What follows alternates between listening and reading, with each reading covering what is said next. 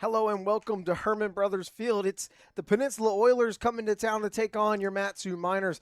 This is going to be the 7th straight game in a row that the Miners have played against the Oilers. They are 4-2 in those 6 games. They now own the head-to-head against the Oilers. So not that this game doesn't matter, but in terms of head-to-head, not really.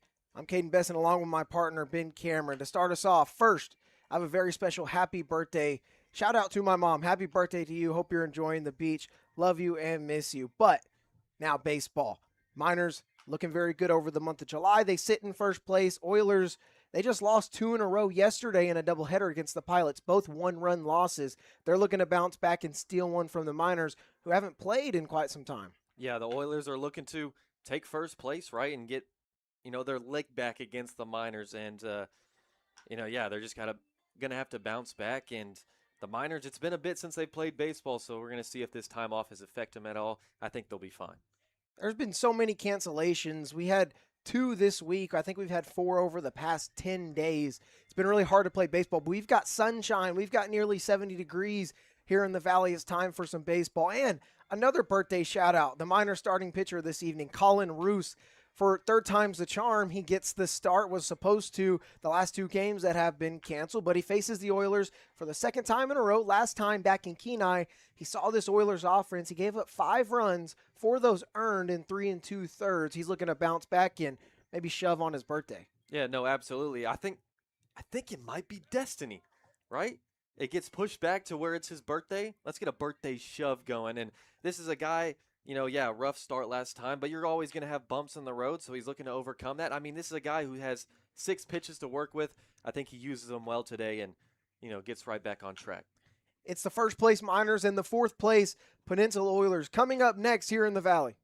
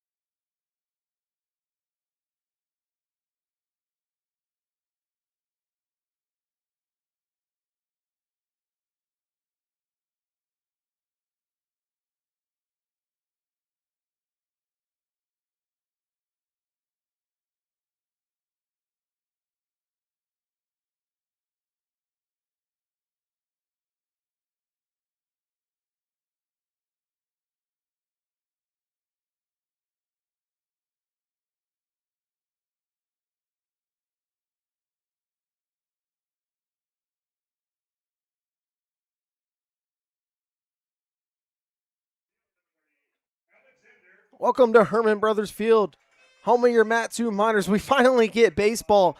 It feels like forever since the Miners last played a game, but that game was back on Sunday. It was an 11-1 run rule win against the Oilers. I'm Kaden Bessent with my partner, Ben Cameron. Let's take a look back at that 11-1 win for the Miners.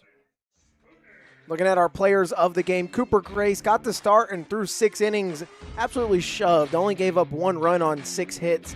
Struck out 9 Oilers hitters, only walked 1. That strikeout to walk ratio looks beautiful. And then Declan Spooner, 2 for 5, couple of RBIs. He hit the game-winning RBI single, or at least the one to make it 11-1 and consider it a walk-off run rule. Oilers booted the ball around so bad, 7 errors in the field. The Miners got 6 unearned runs of their 11 total. They now officially own the head-to-head against the Oilers on the season. Yeah, I'm going to tell you, that was rough to watching the Oilers try to field the ball. Basic defense, they're kicking the ball around, and the Miners took full advantage and able to get a run rule win. It was huge. Let's take a look back at all 9 strikeouts from Cooper Grace. He got Brooks Hosenclaver looking to start the game. One of the best hitters, obviously the best slugger in the ABL. He got his day started with 2 backwards Ks. And just what a day for Grace shoving. He just kind of got moved into a starting role. Because a couple of arms have left, and we're starting to see mornings from him, he just continues to be dominant. Yeah, he's just been so good. Placement, he mentioned the strikeout to walk ratio, but that was his best start of the season. Season high in innings, season high in strikeouts. Everything was working really well for him off the bump.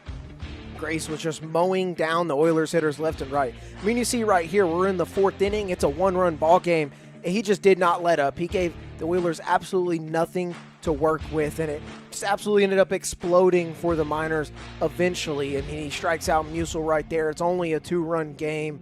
Then the Miners, they added 4 runs in the bottom of the 7th and the bottom of the 8th inning. As you see right there, Austin Park gets one to drop just in no man's land between these Oilers hitters. That'll play a run or two. The ball was just landing in the right spots for all these Miners hitters, but don't take it away from them how hard some of these guys were hitting the ball, like Pearson. Yeah, they absolutely bounced back strong, too, after that loss in Game 2 of that doubleheader, right? You think, oh, man, hopefully the offense doesn't hit a cold streak, and they bounced right back. It was really good. And taking advantage of those errors, even if, you say the Oilers gave it to them, it's part of the game. And then last one right here, Declan Spooner, just a weak pop-up, finds no man's land and brings in the game-winning run. Miners to win that one, 11.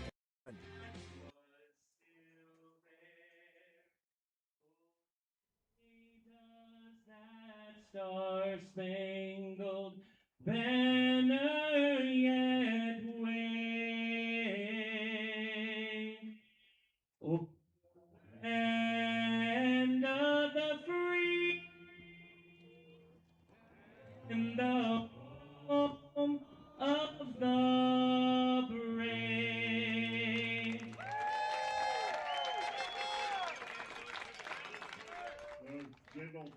Slight technical difficulties on the mic, but how about the fans if it didn't pick up for you? They just joined right in, no hesitation. Man, this is a community, and we get behind each other in the moment in dire need. This is what we've been missing out on with no baseball. We've been missing out on the community, people coming together. And I'll tell you what, I think the sun has something to do with it. Getting those those rays, it's really healthy for you. It's good for the mind. Vitamin D, that'll make you smile, won't it? Yeah, I think if it was cloudy and raining and they said, you know what, we're playing anyways, you might not have gotten that moment. So that's big. That's big. 100%. First pitch has been thrown ceremonially. Now it's the birthday boy Colin Roos taking the hill for the Mat-Su Miners. And for Roos, he's a 6'6" right-hander weighing 215 pounds out of Sandpoint, Idaho. And also today, July 24th, Colin Roos's 22nd birthday. I asked him earlier today, have you pitched on your birthday before? He said, yeah, I'm always playing baseball this time of year. Not the first time it happened, but how sweet it is getting to go out here and just play baseball in Alaska on your 22nd birthday. Well, I'll tell you what, you better shove. You can't let them give you your birthday spankings on the diamond, right? That's for your teammates, not the opposition. So you got to come through. And for Colin Roos, we mentioned in the pregame, his last time out was back on July 11th. It's been almost 2 weeks exactly, just because all these cancellations have spaced things out. He would have probably had a start in between now and then if the weather permitted it. But 3 2/3 innings pitched for Roos, gave up 5 runs, 4 of those earned on 4 hits, 3 walks, 3 strikeouts. Miners did win that one 14-7 against the Oilers. That was the first game we played on our trip to Kenai. 2 weeks to the day as of tomorrow that will be. And also for Roos, fun little knack about him, just recently committed to Lamar. He's obviously done with Salt Lake City Community College, and he's on to the Southland Conference in Beaumont, Texas. Yeah, that's going to be interesting because he said he's always lived in the cold, and now he's going to eastern Texas, very swampy, very humid. You can almost consider it western Louisiana in terms of just weather, because some people think Texas, they think they're thinking West Texas, they're thinking desert cowboys, but no. So he said it's going to be a challenge to deal with. Man, it's been so long since we've done this. Got to make sure my ducks are in a row. We don't have the Oilers. I don't have that for you yet to read off. I'll do it after the leadoff hitter Brooks Hasenclaver digs in and sees a pitch from Colin Roos. Hasenclaver leading off the Oilers order, mention how good that he is and has been one of the best hitters in the ABL. Roos's first pitch, inside corner, called a strike. We're underway at Hermon Brothers Field. So after Hasenclaver, the shortstop Shane Cannon will hit second. Third baseman hitting third is Nolan Graw. Cleanup hitters, the DH Luke Lusky hitting fifth. Owen Musil, the left fielder, hitting sixth. Isaac Fernandez at catcher. 0-1 outside from Roos. It's 1-1. Hitting 7th is Wyatt Bundy, the right fielder. Hitting 8th at second is Luke Skinner. Rounding out the Oilers' order, center fielder Garrison Jones. So Hasenclaver, Cannon, and Graw lead us off here. First pitch coming at 6:02 on this beautiful sunny Friday evening here in the Valley. Ball outside from Roos. 2-1. Man, it's been so long. It almost feels surreal. Playing baseball or the sunshine, I think you could say both there. Yeah, both. Both. A full day of sunshine. It's been over 2 weeks since we've gotten to witness this, so today's been a day for the record books. Called strike 2 on the inside corner. 2-2 is the count to Hasenclaver. I think that's the pitch he has to go with against lefties today. That two-seam, running in on lefties and catching that inner third. That'll work really well for him. Hasenclaver, the sophomore from Bentonville, Arkansas. Roos 2-2, fouled off. We will do it again. Hasenclaver coming from Connors State College. Respectfully, actually never heard of that place. I'm usually pretty good at knowing schools. Connors State, though, not one that rings a bell to me, but does not matter. This dude, like we said, I mean, he slugs better than anybody in the ABL. Leads in RBIs and home runs. And imagine slugging percentage, he probably leads in that category, too. But against Colin Roos here, 2-2 pitch on the way once again, and it's another foul ball. Hasenclaver putting up a fight against Colin Roos early. Yeah, these numbers for Hasenclaver definitely jumping off the page for any other program if he's looking to, change his destination and have a new chapter in life. The numbers are ridiculous, and they don't lie. They do not. Crazy he hits leadoff, being the best power hitter probably in the league. Another 2-2 called, strike 3. Breaking ball backdoored him. There's the first out of the ball game. What a way to start your birthday bump day. Freezing him with that back third. That was a beautiful slider right there from Roos. And he's a guy, I mentioned 6 pitches, right? Because he's added a curveball and a cutter on top of his 4-pitch mix. So you got a 2-seam, a 4-seam, change, slider, cutter, and curveball. I mean, that's 3 different fastballs you can work with. And you can really overlay the 4-seam, 2-seam, and cutter really well and really get guys looking. Shane Cannon will foul off strike 1. Cannon, the freshman out of Coronado, California. Says University of California, but I believe the website just doesn't permit the rest of that name to be read off.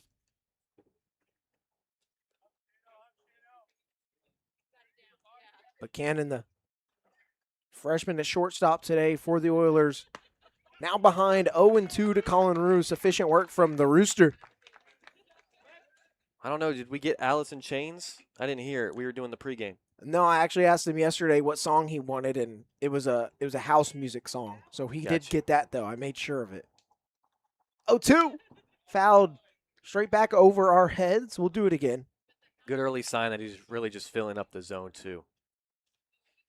That strikeout of Hasenclaver for Colin Roos. His 23rd strikeout of the summer. Now 21 and a third pitched after that out.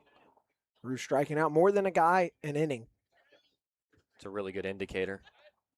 0-2 again. Fouled off. Oilers not yet to put anything in play, but certainly putting up a fight against Rooster. Yeah, good indicator that a guy has good stuff, that he's getting swing and miss, every single inning. Rooster's got the stuff. Finally back into the Division I ranks with Lamar. This one chopped towards Godfrey over at third. Across the diamond, there's out number 2. Good job. It was just a lot of fastballs to Cannon, and finally slows them down just a bit in the zone, gets them to roll over to third. Easy play for a guy behind you. Hey, listen to that crowd pop on just a ground ball over to third. There's a solid crowd on hand here. I can't see the people below us directly, but they're still filling in as well. I think these people just miss baseball, and then with the sun out, no-brainer that we got to go to Hermon Brothers and watch the first-place Miners. No doubt about it. Nolan Grawl, the third baseman, sees ball 1 from Colin Roos. The people yearn for baseball. I am the people. And it's been a while. Roos 1-0. Breaking ball dropped in on the outer corner. 4-strike-1. Nolan Grawl, sophomore from Cedar Rapids, Iowa, from South Dakota State University. The Jackrabbits. That one fouled off. Left side, ball and 2 strikes against a 3-hole hitter for the Oilers with 2 away here, top of the first. Just 6 minutes into this ball game. Roos backwards K. Ground out to third base to get things started. 1-2. Fouled straight back.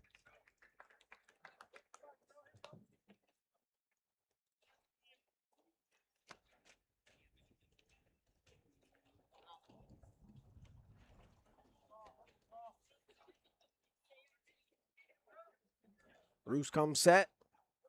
2-2 to Graw. Ooh, watch out. Chin music there. Hey, let them know. Let them know. Hey, I'm not just filling up the zone because that's all I can do. I'm doing it because I choose to.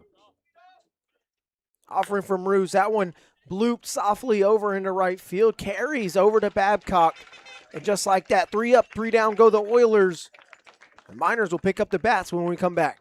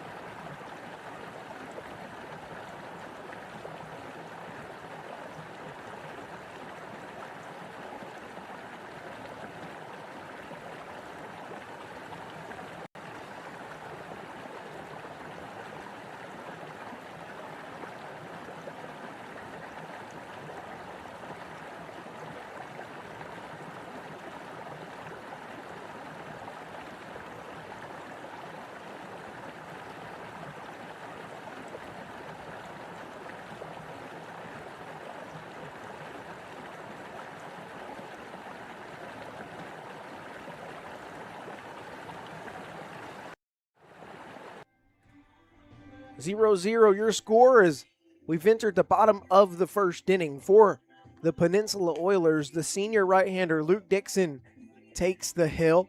Dixon, hometown of Phoenix, Arizona, playing out of Arkansas Tech University, sitting 6'4", 195 pounds. Dixon on the year, making his 7th appearance and 7th start. Got a 2-1 win-loss. The ERA better compared to the rest of the Oilers staff at a 3.19. And through those 31 innings, he struck out 28 guys, giving up only 13 runs, 11 of those earned on 23 hits. So that whip at a 106. Very good for Luke Dixon. For your Miners, their starting lineup looks like this. Will Godfrey leading off at third. Austin Park hits second at short. Alex Pearson hits third in left field. Jackson Babcock cleans it up in right. Declan Spooner, the DH, hits fifth. Hitting sixth, the catcher Will Millard. Hitting seventh at first base, Canyon Millar. And hitting eighth, the second baseman, Diesel Toth. Rounding out the order in center field, Cash Millar. Godfrey, Park, Pearson. Dixon, first pitch to the Miners' third baseman, misses inside for ball 1. Godfrey's a guy who loves to start off the game being patient. I mean, he does that every AB, but especially in his first. Godfrey sees a pitch upstairs. 2-0 against Dixon. Godfrey, the freshman out of Central Missouri. Most winningest program in Division II, since the 2000? Year 2000? They've been very good. That one catches the outside corner. 2-1 to Godfrey. Hometown of Lake Lotawana, Missouri. That's what we're going with. I've heard him say it before. It just blanked on me. Let us know. That one catches the outside corner. 2-2. Godfrey yet to swing the bat, but like Ben said, he will be patient at the plate, especially early in a game. Leads the team in walks for a good reason.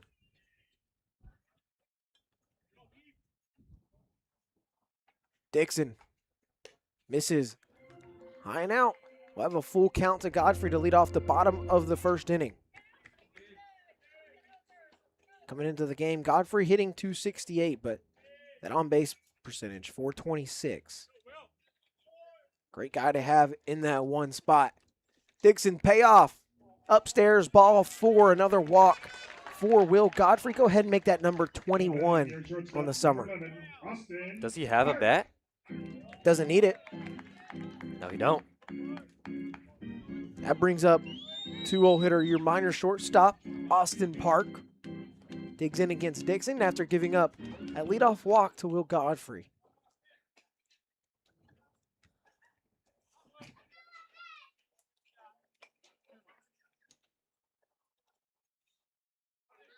Dixon's first offering, swung on and missed. On the off speed, it'll be 0-1 to Austin Park, a freshman out of BYU from Mona, Utah. Definitely the plan of attack against Park. I mean, this is the 7th straight game they played against each other. The Oilers have found some success against Park because they love going to that outer third of the plate with that off speed and breaking stuff. That one, fastball, maybe a changeup.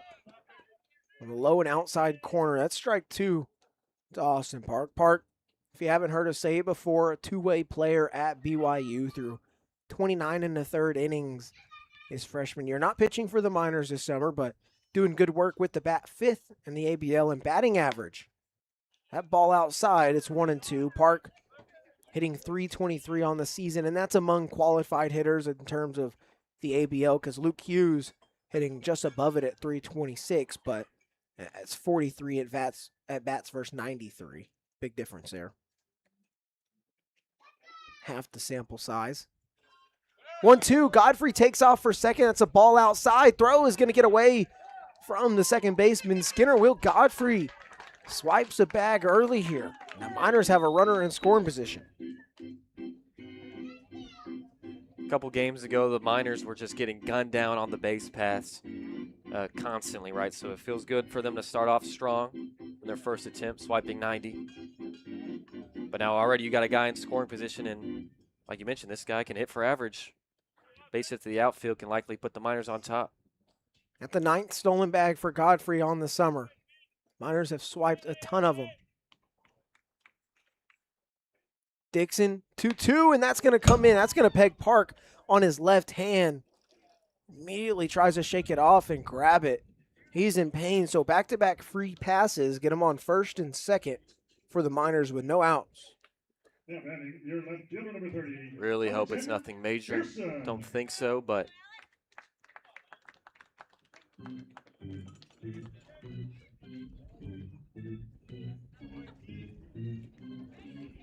looks good. Yeah, they're just going to let him roll. He seems good to go. Now, 3-hole hitter in left field tonight. Alex Pearson digs in here against Dixon. A walk and now a hit by pitch. Miners get the first 2 base runners of the game. Dixon comes home, misses low and out for ball 1 to Pearson. Pearson just recently committed to Pacific University, leaving the Washington Huskies of the Big Ten, looking for a new opportunity. More playing time, a guy that deserves it. I mean, heck, he's hitting 3-hole on the Miners this summer, and for good reason. Dixon 1-0 to Pearson. That one low. Struggling to find the zone early. That ball gets away from him. Godfrey paying attention, but he'll stay put. Yeah, so far 13 pitches, just 4 strikes for Dixon. If you're the Miners, got to stay patient. And back on the stolen bases, the Miners are tied for the league lead at 63 on the summer with the Chinooks. Now, the Chinooks, I believe, have a trouble with one game pushing stats, so they may technically lead it. This one chopped over towards second. Skinner's got it, only plays at first. Pearson is retired for the first out, but essentially just a sacrifice bunt to put 2 in scoring position. You might not like it for your box score, but does the team some good right there. Second and third with 1 away. Dixon gets Pearson on the weak contact. Now it's the cleanup hitter, Jackson Babcock, digging in. Sophomore from the Colorado School of Mines, hometown of League City, Texas. Over in the greater Houston area. And one of the better hitters for the Miners this summer, certainly the most consistent. This one roped hard, but it's going to go foul on the right side. Babcock on Dixon early.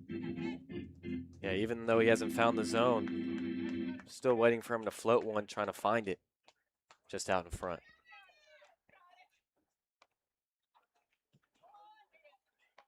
Two men in scoring position for the cleanup man of the Miners. 0-1 pitch, high and out. Ball and a strike to Babcock. He's hitting 289 on the summer. Getting on base just under a 400 clip at 393. He's tied with Will Godfrey for team lead in RBIs with 14 at the moment. He's got the second most hits for the Miners behind Austin Park. This one's hit right back up the middle.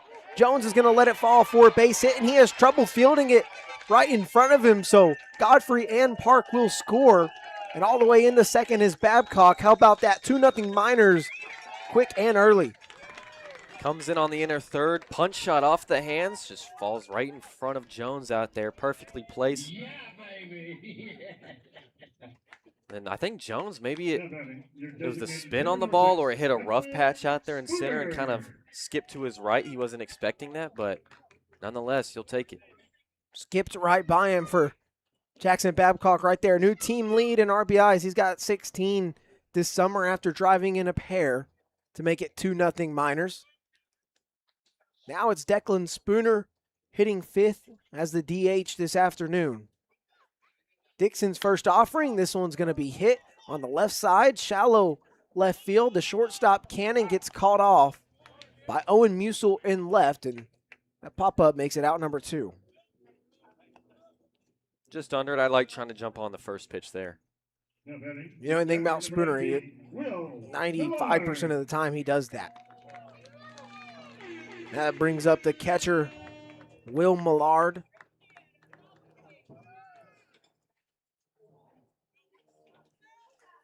A junior from North Alabama, hometown of O'Fallon, Illinois.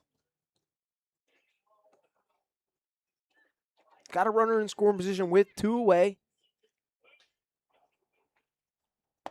Dixon will just miss outside. It's a ball and no strikes to Millard. So the Miners strike first after Dixon walked Godfrey.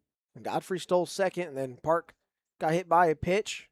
Pearson grounded out to put both men in scoring position for Babcock. Hits one right back up the middle. Make it 2-0. Millard swinging 1-0, fouls it off. Ball and a strike. Is the S pronounced in Illinois? Illinois? No, No. I don't think so. Okay. I don't I was say just it. checking in. I think when I was a kid one time, I said Illinois. 1-1 misses. 2 balls and a strike. I must have seen like some sort of French film or Illinois. I don't know. Illinois. No, Hey, that's- you've been to Paris, is that right? Yeah. All right. Not Texas. Paris, France. Yeah. Oui, oui. Wee wee. 2-1 to Millard outside. 3 balls and a strike. The count to the catcher, Canyon Millard, is on deck. Diesel Toth in the hole with 2 away, bottom of the first. You know, I like to think if there's any city in the world and country in the world, just of course it has a name, I feel like there's a town in Texas named after it. Yep. That misses. 5-pitch walk to Millard. And he'll be aboard here with 2 away. Third free pass of the inning giving out by Dixon. That's the second walk. Something that can really throw off pitchers is you have a guy like Millard who's very patient at the dish right after a guy in Spooner who's very, very aggressive. And sometimes that can just throw you off if you're not, you know, if you don't have the game plan down. And so you might leave something over the heart of the plate or work around a guy when he's not going to bite. Kenyon Millard sees ball 1 from Dixon here. At first tonight, hitting 7th. And it's pretty hard to get a game plan on these guys. You've heard multiple players say it like, dude, I mean, we don't know them. We don't have that much on them, if anything at all. Just takes time over the summer and playing them a couple times. Yeah, most scouting on these guys comes from playing people first. Especially that first game. You go in blind, but now these guys have played. It's the 7th game between these two in a row for the Miners, at least, over the last 2 weeks. 2-0 the count to Millar. As we mentioned, it is very much sunny. I mean, you can tell if there's anything over the course of the last 4 days, 5 days that I could describe to you weather-wise, it's just the opposite of this. This one's hit hard, but it's going to go foul. First base side, 2 balls and a strike. Yeah, be careful now. Millar's a guy who's been swinging the stick with intent, we like to say, and hard.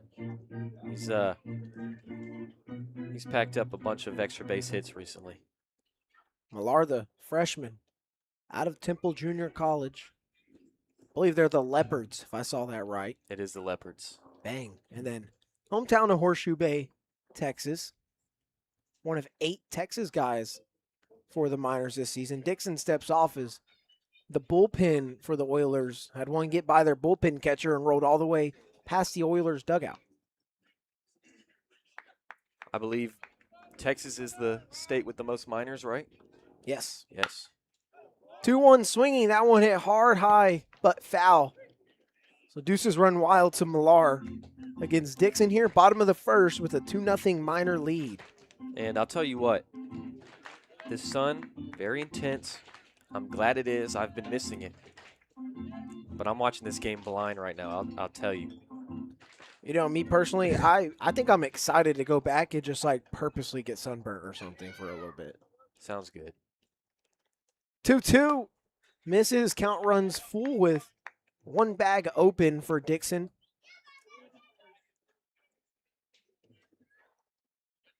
We live in the perfect city, too, or town. Oh, yeah. That river's not ready for me, man. River State. Get ready. Ben Cameron and Kaden Bessent coming back hard. That river not ready for me, man. Coming back hard. Dixon payoff pitch. Runners go. This one hit to left side foul. We'll do it again. I'm telling you, right off the bat, I kind of lost it. No, I'd lost that one immediately. And for those of you who don't know, with the way the sun is angled, I'm in this press box cooking. This sun is right on me, and Caden's in the shade. Yeah, I am. Second baseman Skinner shades very far poolside against the lefty Millar. Another payoff pitch. That one hit on the right side of the infield. First baseman Hasenclaver flipped to Dixon over at first. That will end the inning. The Miners strand 2. And on one hit, they plate 2 runs, take a 2-0 lead into the second.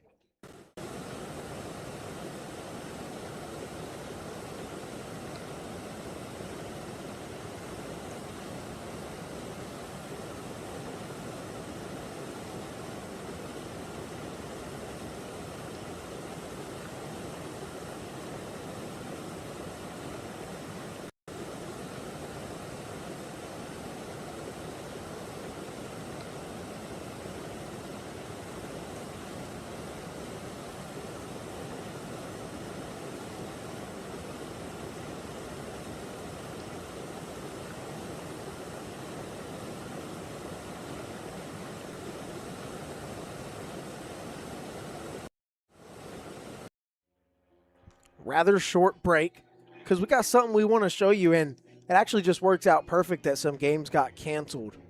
Let's just take a look at the birthday boy, Colin Roos. This would be 5 years ago, considering he was 17. Now he's 22. I mean, look at that right there.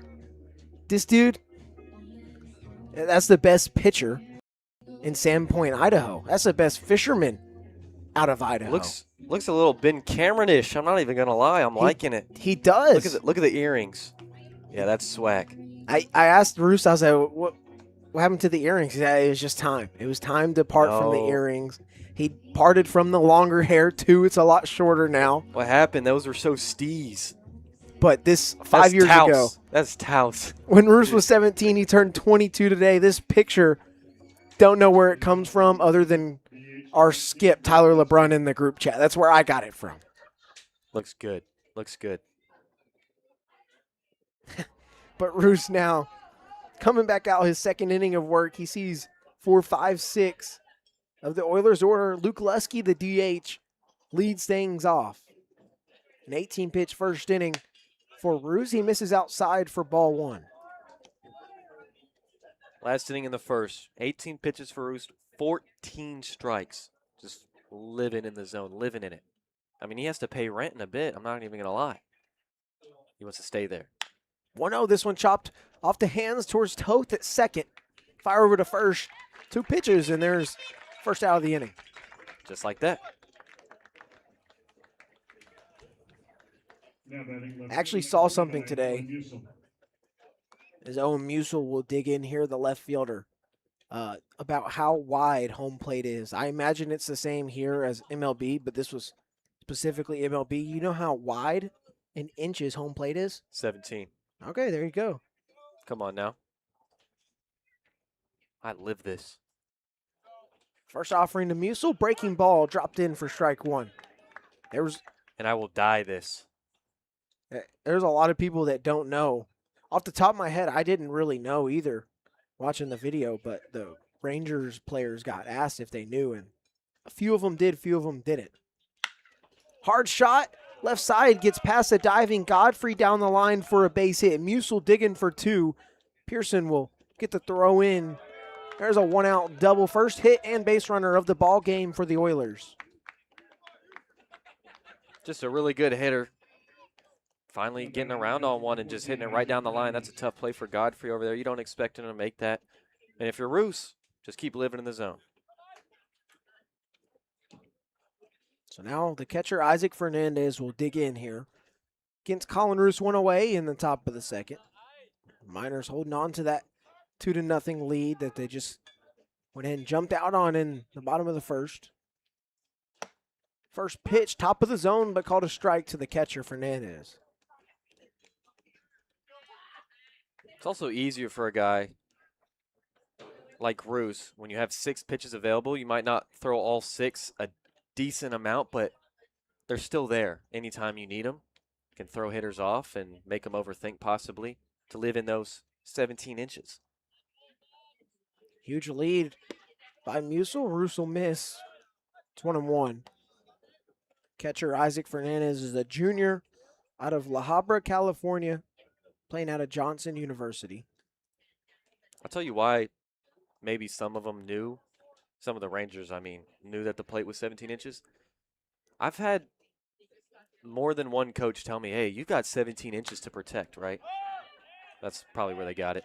Popped up foul ground right side. Kenyon Millar retreating and backpedaling makes the grab for out number 2. Musil stays put. So there's 2 away here after the P3 by Roos. Good bounce back after the double. Now batting right fielder number 20, Wyatt Bundy. And he just stuck to his guns like you have to. He wants revenge. One is his birthday, of course, but this side kind of touched him up a little bit. So he wants to get his get back, as we always say. Now, 7-0 hitter Wyatt Bundy digs in. First one shows bunt right back to Roos on the left side of the mound. Bare hand, strike over to first. That'll end the inning. Roos strands a runner in scoring position. Still 2-0 Miners. Let's go to the bottom half of the inning.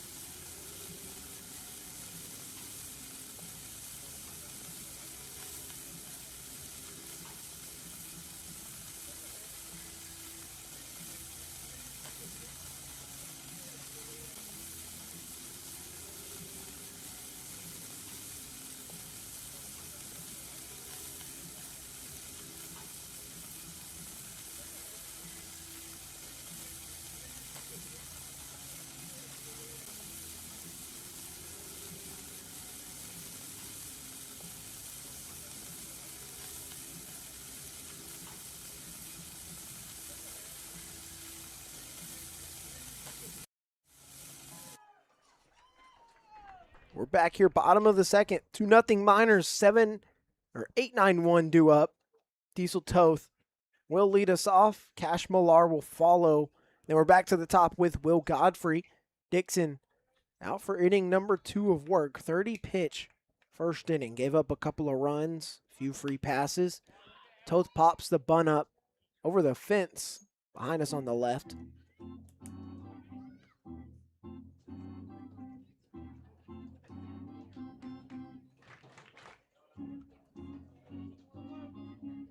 For Diesel Toth, the freshman out of Highland, California, playing from California Baptist University. Swings at a pitch up in the zone and fouls it off.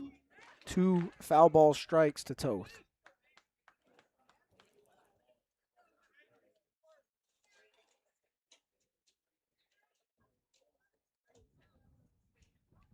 Dixon winds, delivers. 0-2, swung on a miss. 3 pitches. All Dixon needs to strike out Toth. There's his first strikeout of the day. Now batting, your first baseman, number 1, Cash Millard. Now the center fielder hitting 9 today. Cash Millar digs in. Just like his brother, out of Temple Junior College. Hometown of Horseshoe Bay, Texas. There's ball 1 upstairs. Only difference, Cash a sophomore. That's money. Cash money, so they call him. 2 balls and no strikes to count. What has more aura, Cash with a K or Cash with a C? Because we know both. So I got to know. Cash with a K. Yeah, probably. 2-0, also upstairs, 3 balls and no strikes. But I think it might have to fit you. Because I think the Cash we know with a C, he's not a K Cash. I don't No. know. I don't know. Yeah, it does have to fit you. 4 pitch walk to Cash Millar. He's aboard with 1 away. You know, I think he was a little surprised himself, but gladly flipped the lineup over that easily. Now the leadoff man, Will Godfrey, who reached on a walk to lead us off in the bottom of the first. That's the 3rd walk of the ball game. They're 1 1/3 for Dixon, the starting pitcher.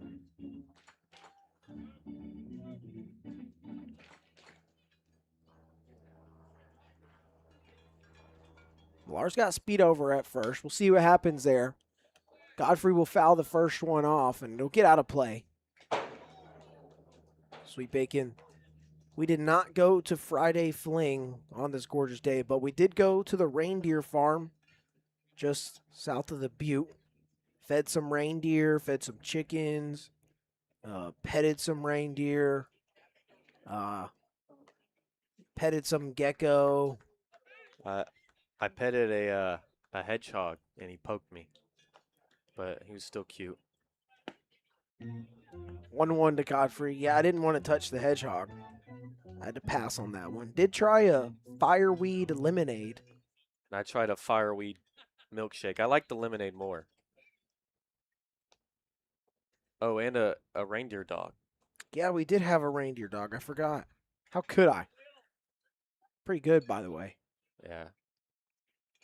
1-1. Godfrey reaches out and pokes it foul.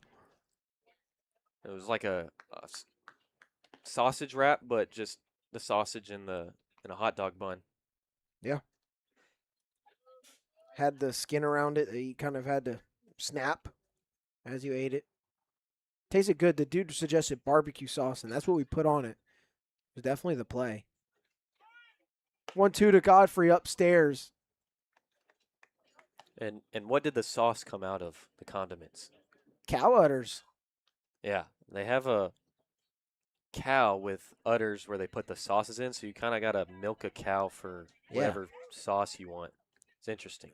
They said you got to get it out like you're milking a cow, so I kind of pulled on it a little bit and not really squeezed it.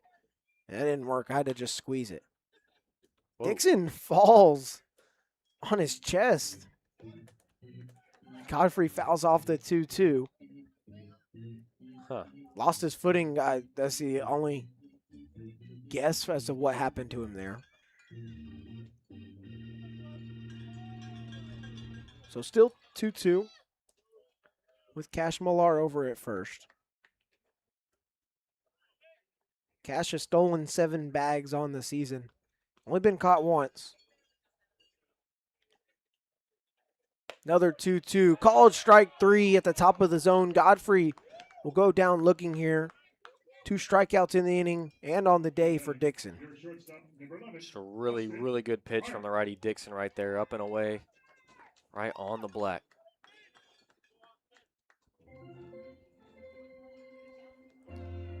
And I think the reptile house was, it's a reptile house. Like we say, I got to pet a gecko. But, they're just in their tanks and not really moving. So it was chill. It was chill. Ball 1 to Austin Park. He reached on a hit by pitch, got hit on that left hand on the back side of it.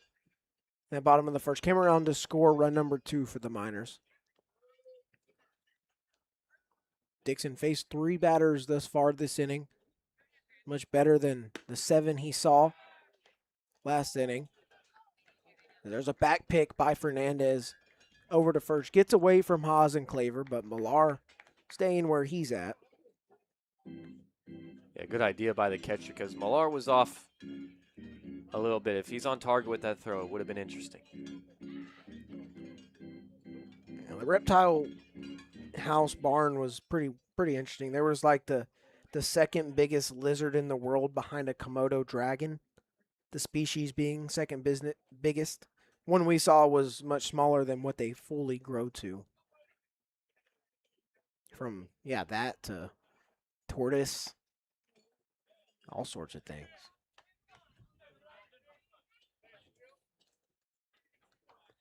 I will say I thought the peacocks were pretty cool. Didn't really look at them long because they just birds and they just stand there. You don't want to touch them, but I never actually seen one that was white like the one in Kung Fu Panda. Yep, there was a white peacock. 4-pitch walk to Park. Second of the inning. 4th of the day for Dixon. 2 aboard with 2 away. Yeah, Dixon just struggling to find the zone. Oilers are going to have a conversation on the mound. Or go to the pin. We'll see. No point over to the left field corner. So I imagine they just talk to him here with 2 outs. But Dixon finding the zone less than half the time. 20 strikes on 47 pitches. Just him and Roos kind of having opposite days so far. Alex Pearson will be due up. He hit a weak ground ball over to Skinner at second. Worked as a sacrifice bunt and set up Babcock to drive in 2 runs.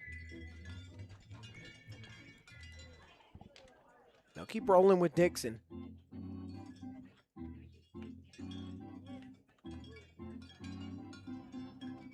Oh, and we fed a moose.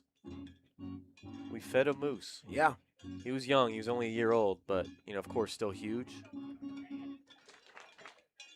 So for Dixon, coming into today, 10 walks through 31 innings this season. He's got 4 through 1 2/3 today. There's ball 1 to Pearson. And the lady was telling us about the weird skin thing they have in their throat. It's possible that it's when animals go for their jugular. It maybe can detach like a lizard's tail or something, give them some extra time. I thought the word jugular as a kid was like a slang word, and it wasn't a real anatomy term. 2-0 to the Miners left fielder.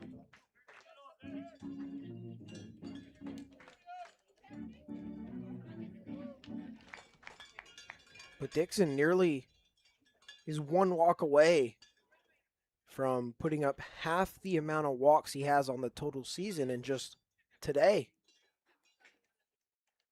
Something's off today for Dixon. That high and tight, but called a strike.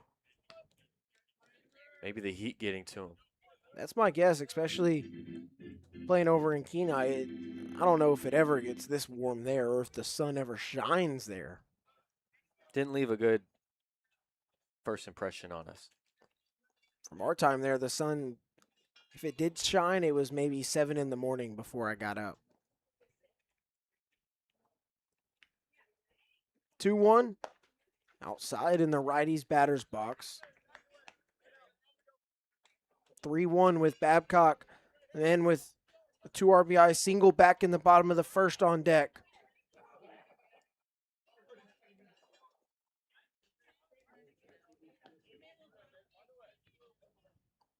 Miners have found a way yet again to strike in the first inning against the Oilers. Have done it multiple times over the past 6 games that have been played between these two. Mentioned this is the 7th game in a row for the Miners against the Oilers. There's ball 4. 5 walks on the day for Dixon. That loads him up. And very frustrated that it's unraveled this way for Dixon. He shows it right there after a wild ball 4. And, I mean, you might have a coach tell you that's not what you want to do, is show that you're kind of down on yourself right now and you can't figure it out. Looks like the Oilers are going to elect to leave Dixon out there. I just told you, I'll say it again. Babcock, 2 RBI single last inning. He's been the difference maker. Dixon going to work from the windup with the bases juiced. Fires in strike 1 to Babcock.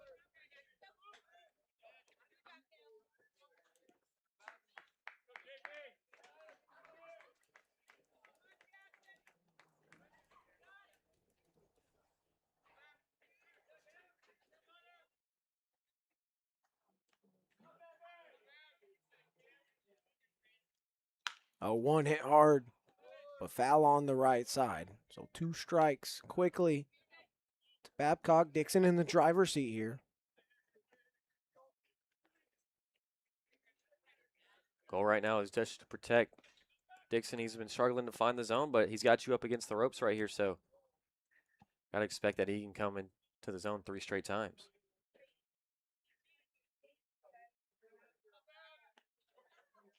Oh, 2 pitch. That one hit high in the air in right field. Bundy camped under it, and there is out number 3. Miners leave them loaded. Dixon holds on after 3 walks. Keeps it 2-0 as we go to the 3rd.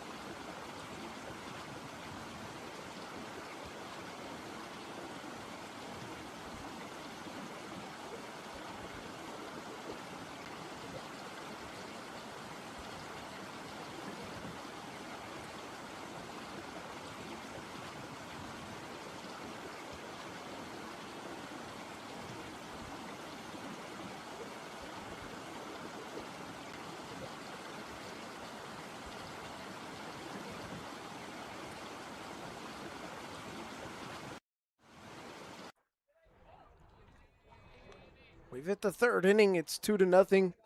Favor of your Matsu Miners. 8-9-1 will dig in here against Colin Roos. Pretty nail so far in the start on his birthday.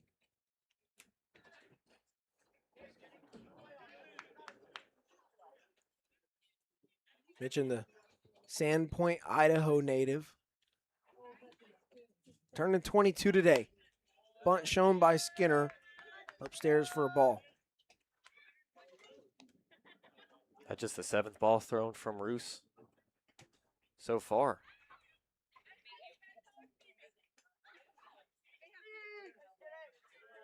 Godfrey playing on the grass over at third. It's 2-0.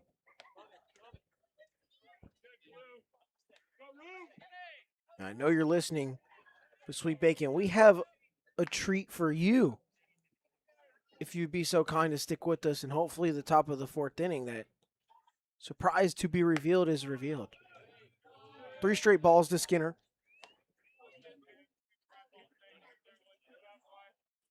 We would like to return the favor. So we will. Bruce 3-0. Top of the zone, there is strike 1. Be Luke Skinner, Garrison Jones, and Brooks Hasenclaver at the top of the order. Due up here, top of the third inning. Three-one, right back to Roos. What a snag. Takes his time over to first, and there's out number 1. Ooh. What reflexes. Now batting center fielder number 2, Garrison Jones. That ball hit right back, chopped just above the hat of Roos. And Spidey senses certainly working theirs. Impressive out number 1 for the Miners. Now Garrison Jones, the center fielder, digs in first time this evening. Sees ball 1. Said, oh boy. Oh boy. A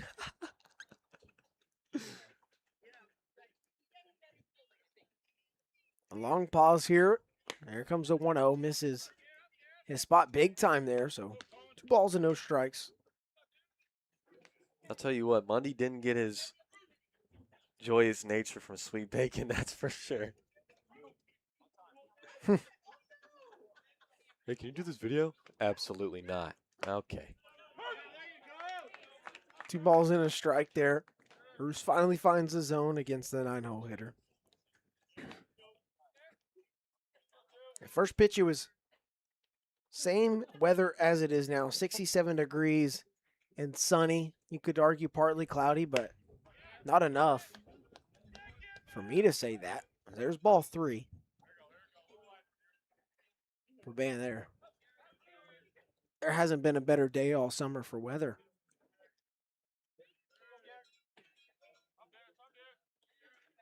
Three-one. There's strike 2. It runs full to Jones. Being very patient right now. Now has to protect with 2 on him. I mean, we're talking about you brought your umbrella out with you yesterday because of the rain, and now people have their umbrellas out because of the sun. Payoff is fouled off to the left side, out of play. Skin cancer is no joke, guys. It's not. Gotta be prepared. Wear your sunscreen if you need it.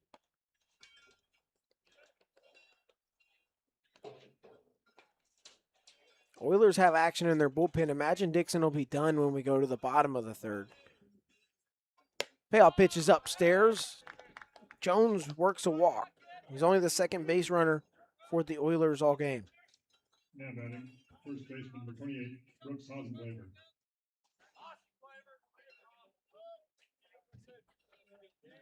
Now Hasenclaver, the only strikeout victim thus far. First time through the order against Roos. Struck out looking to start the ball game. If you remember our rewind right before first pitch, looking at the last game the Miners even played, Cooper Gray started the game off against Hasenclaver with the backwards K. First pitch, shallow center field, Austin Park. There to make the play. 1 pitch, 1 out.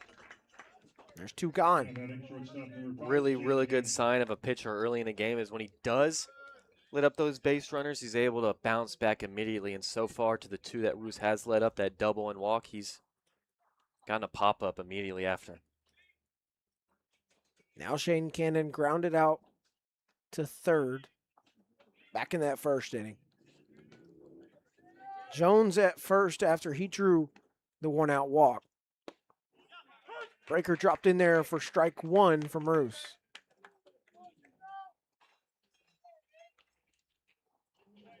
Mentioned when we looked at Colin Roos' photo from when he was 17. He is the best fisher in the state of Idaho, just so you know. He's the best fisher on the team, or fisherman, I should say. Only because I don't live there, thankfully. Just kidding. Just, I love Texas too much. I would imagine that our hitting coach, Spencer Henson, would like to bet on whether Bruce is the best fisherman. Spence, I know, proud of his capabilities. This one hard shot into left center, gets down for a base hit. Pearson will cut it off, and going into third is Jones. It's a 2-out double for Shane Cannon. Just a really great job from Cannon. Up against the ropes 0-2 and just probably recognize that, hey, this guy's been attacking the zone every single pitch basically, so he just stays in there. Good swing. That brings up 3-hole hitter Nolan Graw. Flew out to right field to end the top of the first inning. His first time around. It's the first time the Oilers have had multiple base runners on the base pass at the same time. First pitch to Graw will be fouled off for strike one. How good of a baseball name is Shane Cannon?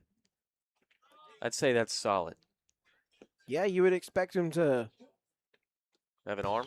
play a position where a cannon is required. I say short is definitely one where it is. I mean, that's a good baseball name. I don't think anything beats Bobby Witt Jr. Just sounds so baseball-y. That one hit hard left side. It gets through the infield for a base hit. Being held up at third is Cannon, but it's a 2-out RBI single for Nolan Graw. The Oilers are on the board. It's 2-1. Good job from Graw, just finding a hole right there. Now, if you're Roos, your objective is just keep it 2-1. Back-to-back hard shots to the left side of the infield. Sets the Oilers up right here, down by 1 with 2 away. Top of the third. First pitch breaks late, but it's not a strike to the cleanup hitter Luke Lusky.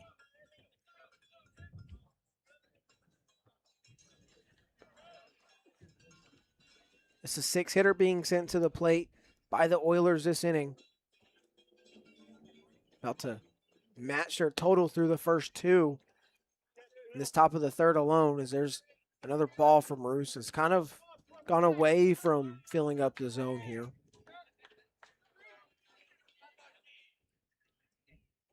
But after Garrison Jones drew a 1-out walk, Shane Cannon doubled, and then Nolan Graw knocks home Jones after that single. Ugly swing and a miss. Good block by Millard. Keep the runner Cannon over at third. 2-1 now.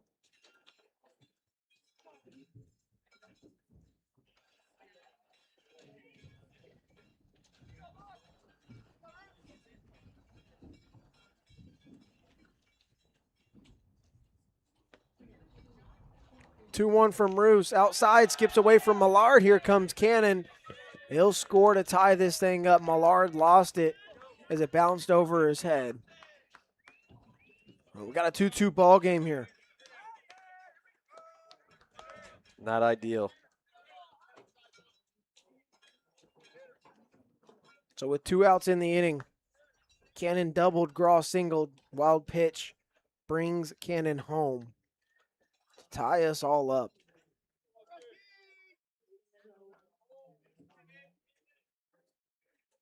It's 3-1 to Lusky. That pitch on the way. And Lusky just swung right over the top of that one to run it full.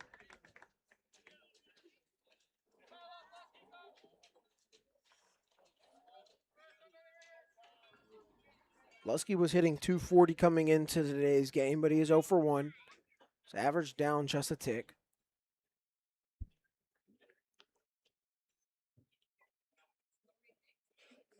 Roos checks second. Payoff on the way. Off the end of the bat and foul.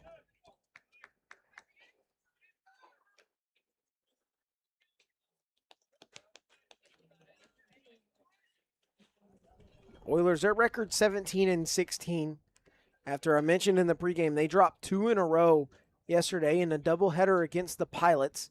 Lost 7-6 and 2-1, so 2 one-run losses to the team that's in last place. All the Pilots are looking to do is just stir up the top 4 teams and cause chaos around the ABL. I knew you could do it, Pilots. Another payoff. Fouled away. Millar will give chase, but he runs out of room. I know that had to feel like a gunshot to the Oilers, too. Losing 2 to the team at the very bottom when you're in a first-place race makes it very unlikely for them now to get that 1 seed, basically. Yeah, Oilers very well could be out of it in terms of the playoff race. Not totally yet. Another foul off. Now, I say that because they are 17-16, so they are currently playing their 34th of 36 regular season games. And they currently, like I said, sitting in 4th place now. The Bucks have jumped them. Chinook stay ahead of them. Miners in 1st, all with a lot of games left to play. Yeah, I think you got to win at least 20 if you want a shot. That's just called ball 4. Lusky works a good walk, though, against Bruce. 1st and 2nd with 2 outs. Now batting left fielder number 29 on. Man, 9 pitch at bat and a front door slider like that, and batter gets the call on a no swing. Come on, Jimmy. Come on, Jimmy. Pitching coach Ben Terwilliger coming out. He's in his 1st summer with the Miners. Coaches at Barry University over in Miami. Ladies and gentlemen, thanks for joining us tonight on Capstone Family Medicine and Eye Clinic. Seems like he's giving a very passionate conversation to Roos right now. We're going to take a couple moments to draw some red ticket winners, so you want to get those tickets out.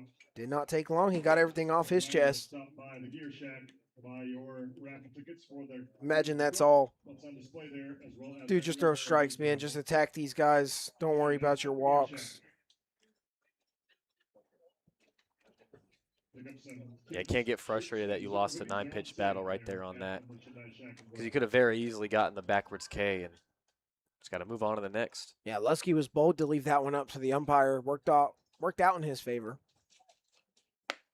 First pitch in there for a strike to Owen Musil. That looked like that 2-seamer from Roos. That's his numero uno. Mitchell now committed to Lamar. He'll be going to Beaumont in 3 to 4 weeks. 0-1 roped foul. Musil got the first hit of the ballgame for the Oilers with a double last inning. He was stranded over on 2nd. But the Oilers have added 2 to tie us up here in the top of the 3rd. Via a walk with 1 out and a couple of hits on the left side to tie this thing up. He's down 0-2 after fouling that one off to Roos.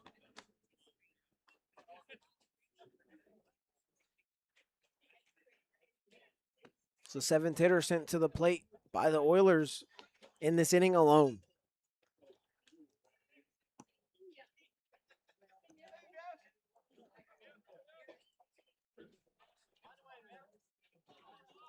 Bruce got Musil on the ropes here, 0-2 the count with 2 away. That one just slips out of his hands and is upstairs. There's ball 1. Yeah, either going with a slider or curveball there, and yeah, I just got away from him. Couldn't get on top of it. You could tell right out the hand that it just didn't look right. Check at 2nd. 1-2 pitch. Skips outside. 2-2 the count to the 5-0 hitter Musil. Isaac Fernandez is on deck. Wyatt Bundy's in the hole. We've talked about how high-powered this Oilers offense is. You have seen that over the last 6 games that the Miners have played against them. They're trying to tack on here, maybe take a lead with 2 outs. 2-2's fouled off. No play for any Miners defensively. And just another good at bat by an Oilers hitter running up that pitch count of Roos. Thankfully, he worked very efficiently the first 2 innings, so his pitch count doesn't look too bad right now, considering where he's at. But yeah, with that sun beaming down on you, all these hard battles, they can feel tough. 2-2 misses. Roos was in the driver's seat just a minute ago. An 0-2 count now runs it full.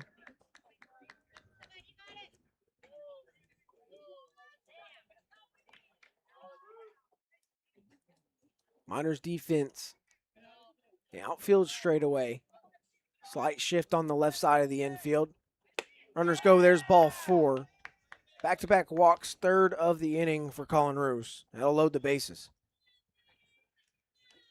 He's going to have to work himself out of this. It's been a 2-out rally right now for the Oilers. No one can come out there to save you.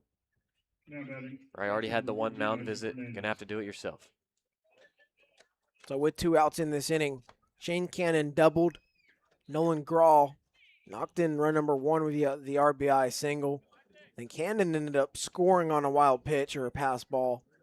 And Lusky and now Musil have reached on back-to-back walks. So 4 hitters in a row have reached safely against Roos with 2 outs. With Isaac Fernandez, bases loaded, 2 away, fouls off. First one he sees. I think Roos would just love one of these guys to put something in play. They've just been fouling everything off. Maybe just a little bit of luck for the Oilers that they haven't put one in play. Yeah, Roos has been a guy who just consistently gets ground balls, easy work for his infield. Saw that one game in Anchorage where he got, I think it was 15. 0-1 to the catcher above his head.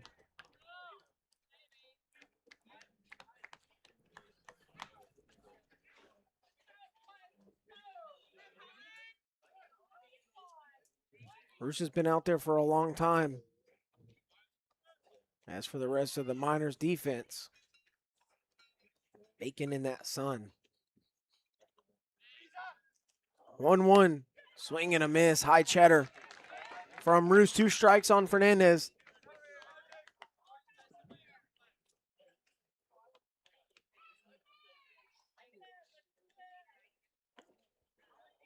So with the bases loaded, Roos in yet another count where he's got 2 strikes on the hitter.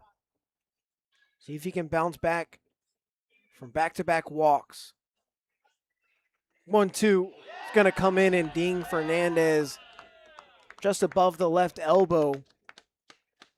That's going to drive in a run to give the Oilers a 3-2 lead at their third here in the third inning. I mean, you get 2 outs. Double, single, walk, hit by pitch. He just can't get this third out.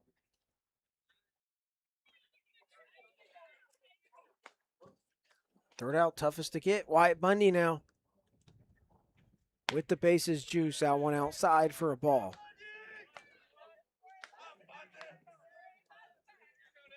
It really does seem like the inability for the Oilers to hit balls fair and in play is kind of helping them out here. They're not intentionally trying to foul everything off. Roos in go mode, though. He's working quickly, wasting no time getting back on the rubber. He's behind 2-0 to Bundy here. That one hit hard over to Kenyon Millar. It's going to skip away from him and into foul ground. There is no play, and another run will score for the Oilers. Just a good rally put together right now by the Oilers, and that's a tough play over there at first. Never know what that dirt with the hop's going to look like on a hard hit ball like that.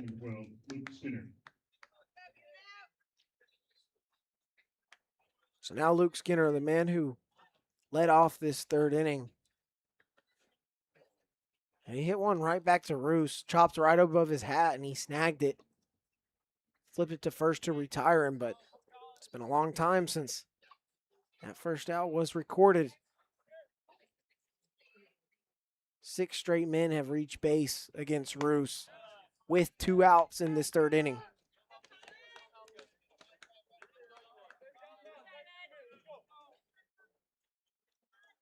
Oilers 4 runs coming on 4 hits. 2 of the 4 men that have scored have reached on a walk. Bruce 1-0. That one hit hard into center field. Cash Millar gives chase and runs it down. And finally, we get the third out of the inning. The Oilers take a 4-2 lead as they put up a 4 spot here.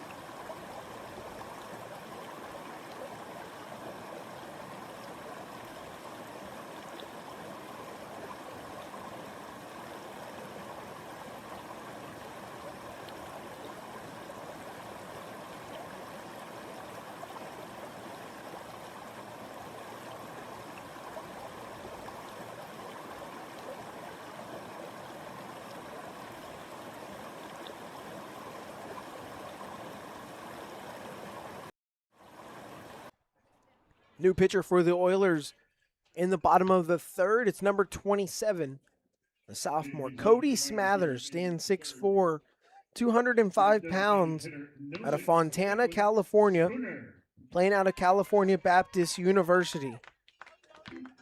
So far for Smathers on the summer, a 3.97 ERA in 22 2/3 innings pitched. His K per 9 is a 12.31. He struck out 31 guys in 22 2/3. Great stuff for him. 11 runs given up on 11 hits. Yeah, he's got good stuff. Second in the ABL in strikeouts behind the now departed Jackson Baker. It's Declan Spooner to lead things off, hitting 5th today. He's quickly ahead. 2-0. Spooner hit a high pop-up in shallow left field his first time up. In that first inning where the Miners scored 2 runs, as you can see on the top left of your screen, things have changed. The Oilers scored 4 in the top of the third inning.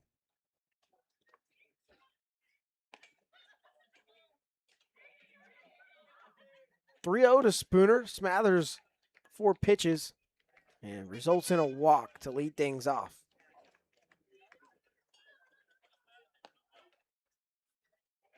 Now batting, your catcher number 19, Will Millard.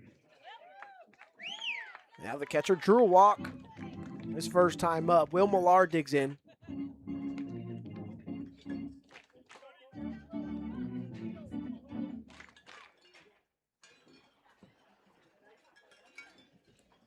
Leadoff base runner aboard for the Miners in this bottom of the third. There's strike 1 to the Miners catcher. Still rocking that pink arm sleeve.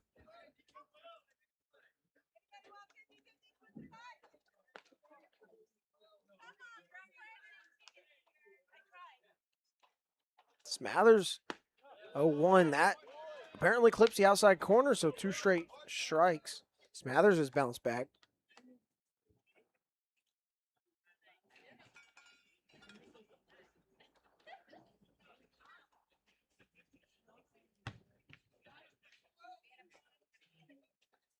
O2 on the way. Half swing appeal down the first, not needed. Millard went around. So a 4-pitch walk and then a 3-pitch strikeout for Smathers. That's his first of the day. It's one way to bounce back. Night and day from one hitter to the next. Now, does he get consistent here? One category or the other. We'll see which it is. Against Canyon Millar, who fouls off the first pitch. Millar grounded out to the pitcher his last time up.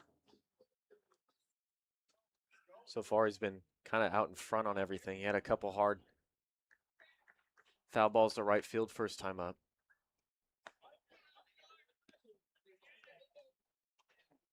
Millar sees a ball outside. 1-1 now. Mention that the Oilers likely could be out of the playoff race. It's not official yet, but at 17-16, right, 20 kind of being a magic number. Put in perspective, this is the 26th game for the Miners. They're 15-10. They have plenty games to work with to just easily surpass the Oilers in the standings. They're going to call that a strike on Millar as his knees were buckled, but it got away from Fernandez, and that puts Declan Spooter in scoring position.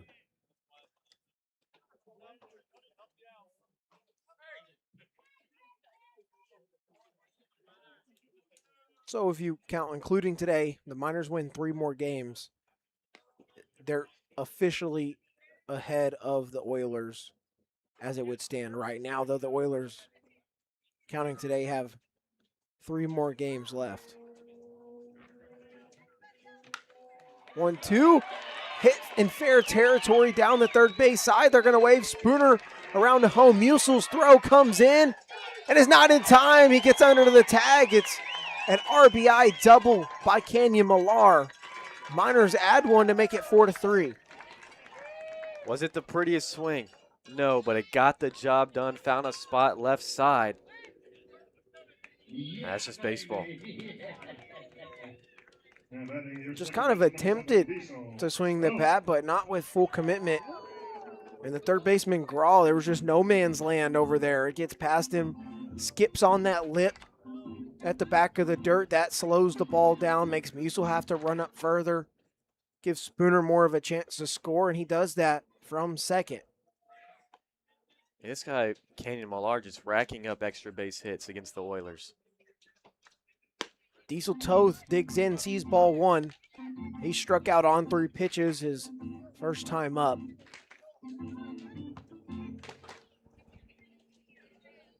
He led off that second inning for the Miners.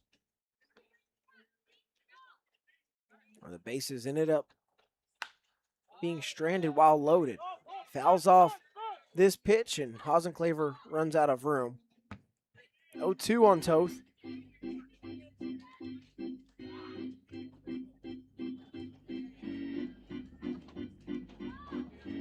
Coming into today, Toth was hitting just above the Mendoza line at 203, with the strikeout numbers a bit down after that. But he does have 11 walks drawn and 10 RBIs on the season for the Miners.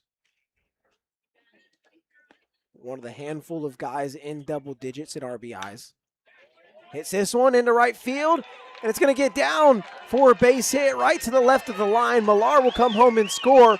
Toth still digging. Round in second, he's going to third. The throw is not going to be in time. It's a RBI triple for Diesel Toth. That is second of the summer. Able to just stay on that one, outer third just enough. Ryan didn't even know if that would be fair, but just finds space left of the line there, gets in the corner, and brand new ball game. The Miners answer right back. Answer right back indeed. We're all tied up at 4 here. The Oilers scored 4 in the top of the third to take a 2-run lead that the Miners once had, but answer back immediately. Back-to-back extra base hits for the Miners.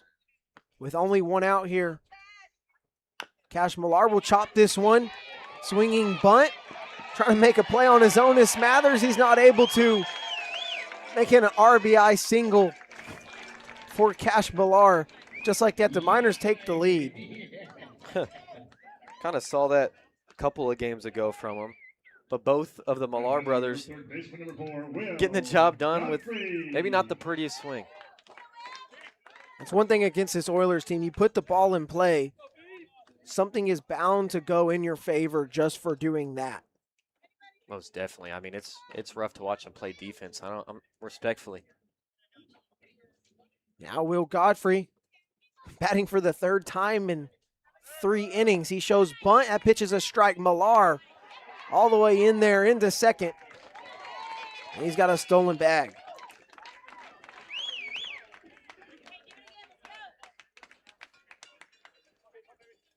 That's the second stolen bag of the game for the Miners. So 3 straight hits off of Smathers out of the bullpen. He's only been able to get 1 out across the 5 guys he's faced. 0-1 to Godfrey, poked foul on the left side.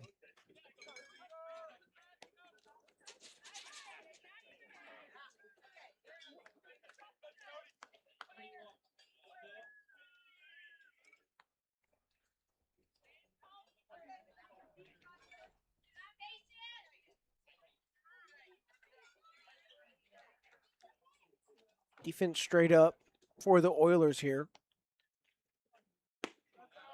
0-2 just misses. Godfrey left that one up to the home plate umpire. He did strike out looking his last time up. Godfrey not afraid, though, to take with 2 strikes. His first plate appearance of the game. He reached on a walk and came around to score the first run of the day.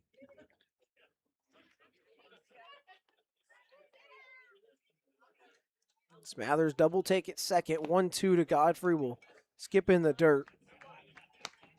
Evens it up.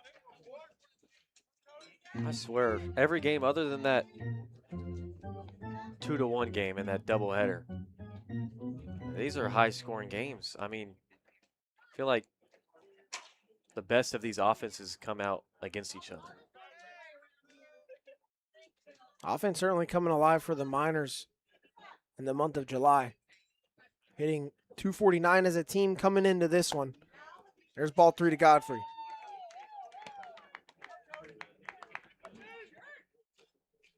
Godfrey, one of 5 Miners that have exactly 5 extra base hits on the season. Team leaders Jackson Babcock with 6. Godfrey, couple doubles and couple of triples as well as a homer. Payoff pitch, going to be called strike 3 at the letters. Godfrey goes down looking for the second time in a row. There's a second out. What a sentence. Called strike 3 at the letters. I mean, come on. I know he's 5'7", but it's not extended a bit. Yeah, you're not Yeah, the only one lip. questioning it. LeBron. Talk to him. Talk to him. LeBron has words for the home plate umpire, and he's not having it. So now Austin Park, he has reached 2 free passes. He was hit in the first, came around to score, and then walked in the second. Another guy batting for the 3rd time in as many innings. There's ball 1 from Smathers. Both outs in the inning have come via the strikeout.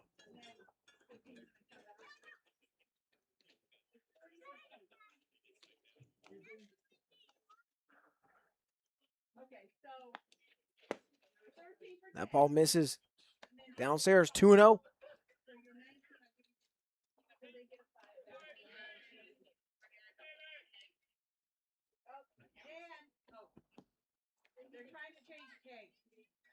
Park, one of those 5 guys with 5 extra base hits on the summer. He's got 3 triples. That leads the team. 2-0 from Smathers inside. Called a ball, so 3-0. Park, most consistent hitter on the team, especially when it comes to average. He could reach on 3 straight free passes in this one.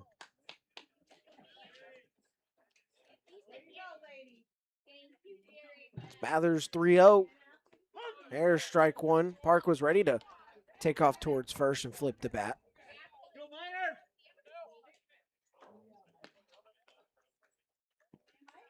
So the Miners have added 3 in this bottom of the third to go from down 2 runs to up 1.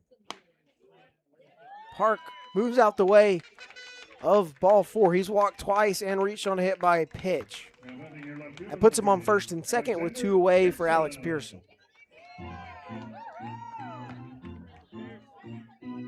Overall, just so many free passes for the Miners so far. Feels like they probably should have more than 5 when you're looking back on it, but just keep it rolling. Pearson 0 for 1, reached on a walk just last inning.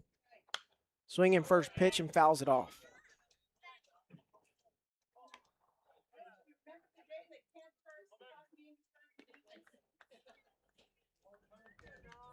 Seven walks in the ball game for the Oilers pitching staff and 1 hit by pitch.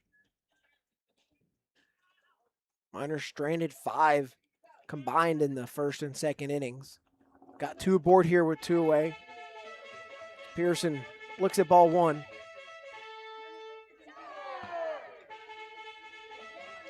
If you're Pearson right here, you just got to be waiting for Smathers to kind of just float one in there, trying to pick up a strike. Maybe a good spot to hunt the fastball. 1-1 on the way. That's outside. 2-1, and this has got to be one of the longest innings of the season. We're not even through the front third, and we've been playing for an hour and 23 minutes.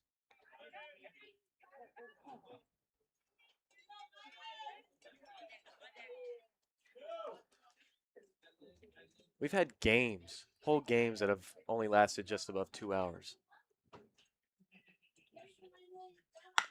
Pearson swings in the 2-1 count, ground ball to second. On first, that will retire the side. Smathers finally gets out the inning, but he lets up 3 runs to give the Miners a 1-run lead. Don't go anywhere. We come back in the 4th. Sweet Bacon, we're returning the favor.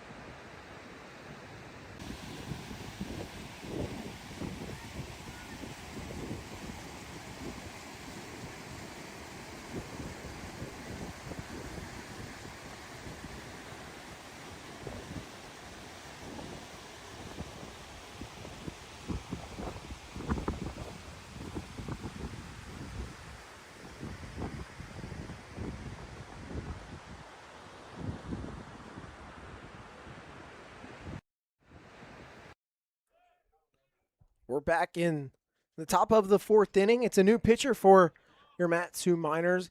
Number 27, Bumby Van Meter, the southpaw, stands 6'2", 195 pounds from University of Charleston in West Virginia, hometown of Petersburg, West Virginia. Junior just came in about a week ago.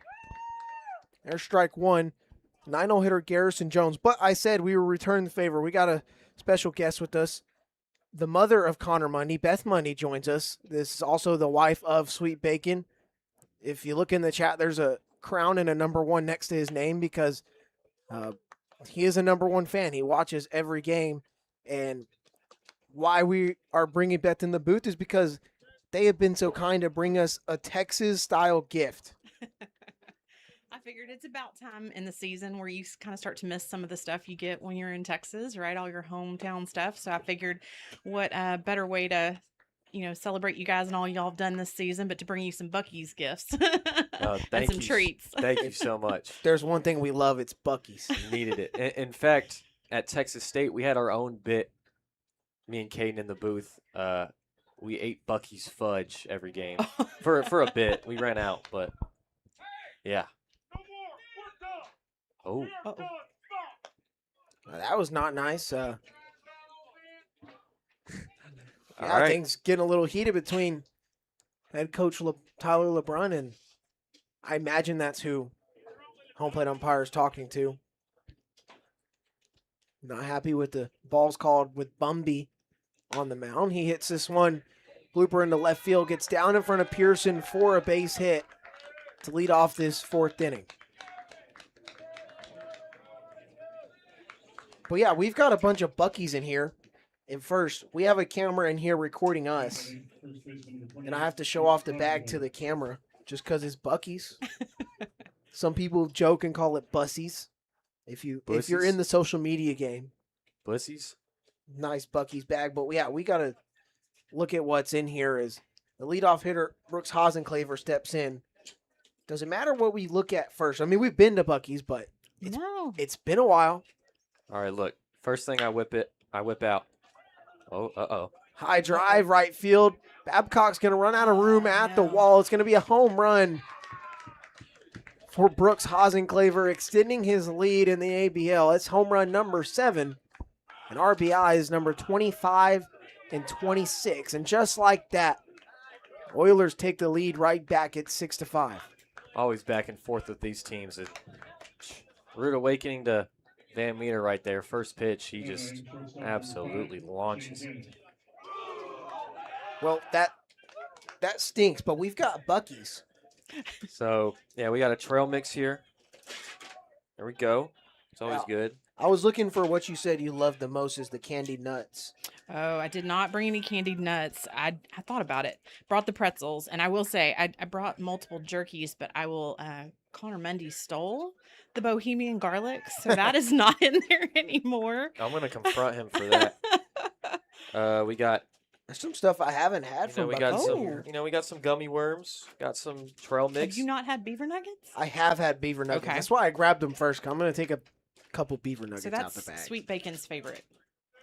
Yeah, that's what I'm talking about right there. Shane Cannon hits this one high near the foul line on the left side. Austin Park catches it, crossing the foul line. There's the first out of the inning. And we've got garlic Parmesan crackers. I like these, actually. So that is huge. This is huge. This is massive. Remember, we got a camera right here to look at. Oh, yeah, that's right. It's show and tell. Yeah, show and tell. We got that. I love the beaver nuggets. You could tell me if you agree, Sweet Bacon, that are like in the bags, like a bag of chips or something, and that's the cheddar ones, the white cheddar ones, or just the cheddar. Those are both really good. Nolan Graw digs in. 1-0 to him against Bumby Van Meter. So it's actually on your screen, Bumpy.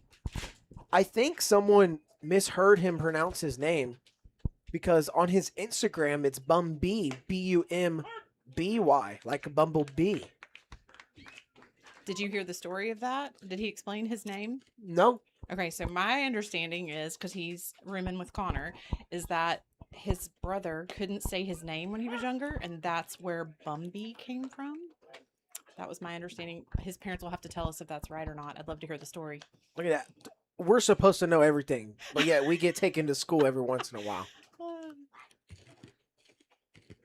Oh, the Beaver Nuggets are awesome. Yeah, but that's the cool part of what y'all been doing, right? Sharing with us more information about the other kids that we don't get to, we don't get to meet, and This we is get true. to learn about them. All the fun nicknames, Beef. Oh, yeah. Love some of these nicknames that have come out this season. Yeah, Bumby drills Nolan Graw there. So it'll be a 1-out base runner here, top of the fourth. I forgot how good Beaver Nuggets were. It has been a minute. I forgot. I don't even know, for those who aren't familiar with Buc-ee's, I mean, I'm sorry, but what would you actually describe this as? Just like a This one's popped caramel up nugget? behind first, foul ground. Canyon Millar backpedaling makes the catch for the second out. It definitely has some sort of caramel flavor to it. Mhm. Yeah. Well, got to bring you up here. One, thank you just to appreciate you, right? And we also, just in case, we have chocolate and peanut butter pretzels. Would that say destroying dark those. chocolate on it? Yeah, It does. I'm destroying that. Dark chocolate is better than regular It chocolate. is. Saltwater taffy as well. Love taffy. Cotton candy. Okay. That's from my daughter. Thank you. That's her favorite. Thank you. And then the teriyaki beef jerky and jalapeno honey. Uh-huh. I haven't tried that before. I've had teriyaki. That looks take good. a gander. I gotta say, jalapeno honey sounds amazing. Yep. Anything with some spice. Sweet and spicy too. I love that. 0-2 the count to Owen Musil. Well, we can't bring you up here without asking a question too. So, just real quick, kind of how, I don't know, what has Connor Mundy's baseball journey been like? I mean, this is his second summer up here, right? Mm-hmm. So, kind of, what's your relationship with the Matsu Miners as a parent? So last year was his first experience up here, and him and two of his roommates stayed with Denise and Pete, which was awesome. They were phenomenal host family. We had dinner with them. They had breakfast ready for us on Father's Day. Like, it has been great. So we've kept in touch. And this year, Connor had plans for his summer to do an internship, and coaches kind of came out after the end of the season and said, hey, we really need you to go and play on a summer team. And so he said, okay. Originally, we were going to be playing in Tennessee, and there was no longer a spot. So immediately, Connor and Ferris said, well, you know what? We can touch base with Pete. Let's just see what he has to say. And so they reached out. Pete immediately said, yes, come on, we'll get a ticket. Denise had everything ready to go in like 2 days. She was like, all right, we'll see you then. And so that's when this trip kind of started forming. It was like, okay, if he's going to go, we're going to go up again. I mean, as a baseball parent, you can't get enough baseball. Yeah, I was going to follow that with, how many long weekends in the spring and summer did you have? A lot. A lot. Ah. Yeah. And he's my oldest. So that doesn't count my incoming senior in high school this year. Yeah. So, yeah, lots of baseball. Musil goes down swinging. Bumby will strand one on first to end the top of the fourth, but the Oilers add two. Don't go anywhere. We'll have Beth in for another half inning as we go to the bottom of the fourth.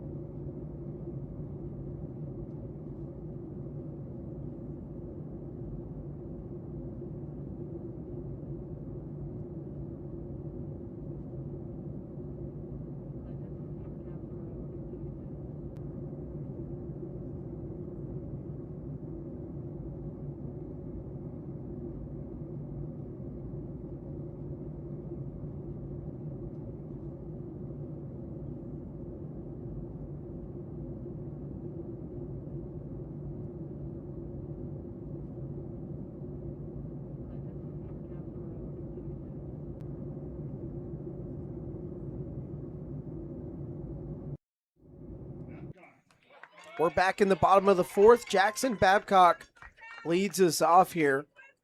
Babcock the 4-hole hitter, so it'll be 4, 5, 6 due up against Cody Smathers for his second inning working. The fun facts just keep rolling in. Sweet Bacon, Ferris Mundy, best husband, says your license plate is baseball. Yes. I've had the baseball license plate for a while now. I mean, and when he got it for me, it was kind of funny at first, and then the more involved my kids got in baseball, the more appropriate it seems. But it is always funny coming out of stores. There'll be people who comment when I come out of a restaurant, "Can you believe they've got a baseball license plate?" And I'll be like, "We do. You want to know why?" And they're embarrassed. They're immediately like, "I'm so sorry." I was like, "No, I love it. It's my favorite thing." Baseball's a great conversation starter, that's for Agreed. sure. Oh, these pretzels are so yeah, good. you're hogging the dark chocolate peanut butter covered pretzels over here. I want to get my hands on one of those. I don't agree with dark chocolate hate. It's so good, but It's blasphemous almost. almost. But we were told what started Connor's baseball journey was the 2005 World Series game in Houston, White Sox Astros. I was only one, but they lost, unfortunately. Yeah. My dad tells me he was on his knees in despair when that happened. But what was special about that? I was very, very pregnant with Connor. I delivered 2 days later, and for the 1 o'clock game, that many innings on my feet, I was tired. I was angry they weren't winning. The hormones had kicked in. It was not good. It was not pretty. And of course, the cameras always tend to find the people who look the most despondent. So of course I get on camera, and I'm sure they're thinking this poor lady is ready to get out of here. I started getting calls from all my coworkers. "You were on TV," and I was like, "Yeah, I'm just ready to get out of here. I'll be honest." Declan Spooner sees strike one after Babcock reaches via the walk to lead off this bottom of the fourth. Smathers working for the second inning in a row. 2 strikes on Spooner. Now, how cool has it been getting Connor to get opportunities through baseball, like playing in Alaska for the second summer in a row, and just getting to explore and just at such a young age get this kind of experiences? Oh, it's a huge blessing. I mean, I will be honest, as this being my first kiddo and my first round of trying to figure out how does it work, getting him into college baseball, how does it work as a parent? How do you help support them and help them grow as not only as a gentleman, but as a player too. And it's been very interesting, very eye-opening, very gratifying. I love getting to see the growth from last year to this year. Overcoming obstacles, working hard, making adjustments, growing as a player. It's been really special as a parent. It's fun to get to watch. Spooner's ground ball to second gets the force out of Babcock, but Spooner will dig it out. And that puts a runner on first with 1 out in the inning. Trigger 455 says, "Is Beth talking?" Yes, it is. I imagine Trigger and Sweet Bacon know each other somehow. I don't know how. I assume. They've been chatting it up all day. I don't know if there are any more listening, right? But if you had any advice for maybe some baseball moms out there on how to approach building character for a son or daughter too in softball as well. I'm going to give most of the credit to Ferris on that one. His patience level is quite a bit more impressive than mine. I think I'm more of the let's talk about it afterwards. Once you've calmed down, we'll talk about what did you see? What did you feel like worked? What do you feel like you need to work on next? But Ferris has definitely been more of the drive, sitting down, talking strategies, helping them figure out how does that work. I think just believing in your kiddo and helping them make their dream come true. And, we're getting to the point with our middle kiddo where he's playing football and baseball his senior year. And, I think his baseball journey might be complete, but he's super excited for other things. So, it's really also kind of hard when you're getting to the end of a journey with some of them too. But support him best you can, pray for him, help him learn, help him overcome a lot of the obstacles. I mean, these guys have a lot of intense pressure on themselves. I think they put it on themselves more than anything, but let them know that pressure's good in some situations, but also know that, hey, you got to take it easy, relax, and enjoy this. And that's, I think, what is super awesome about Alaska. How cool is it to come out here and get to work on your craft, but also get to enjoy?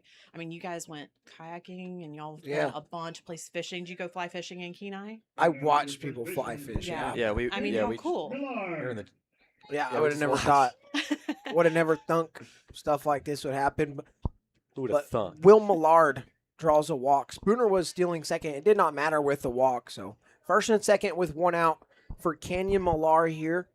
Oilers lead it 6-5 at the moment. Smather's still out there. That one skips away from the catcher Fernandez, and free 90 for Spooner and Millard. Two in scoring position with one out.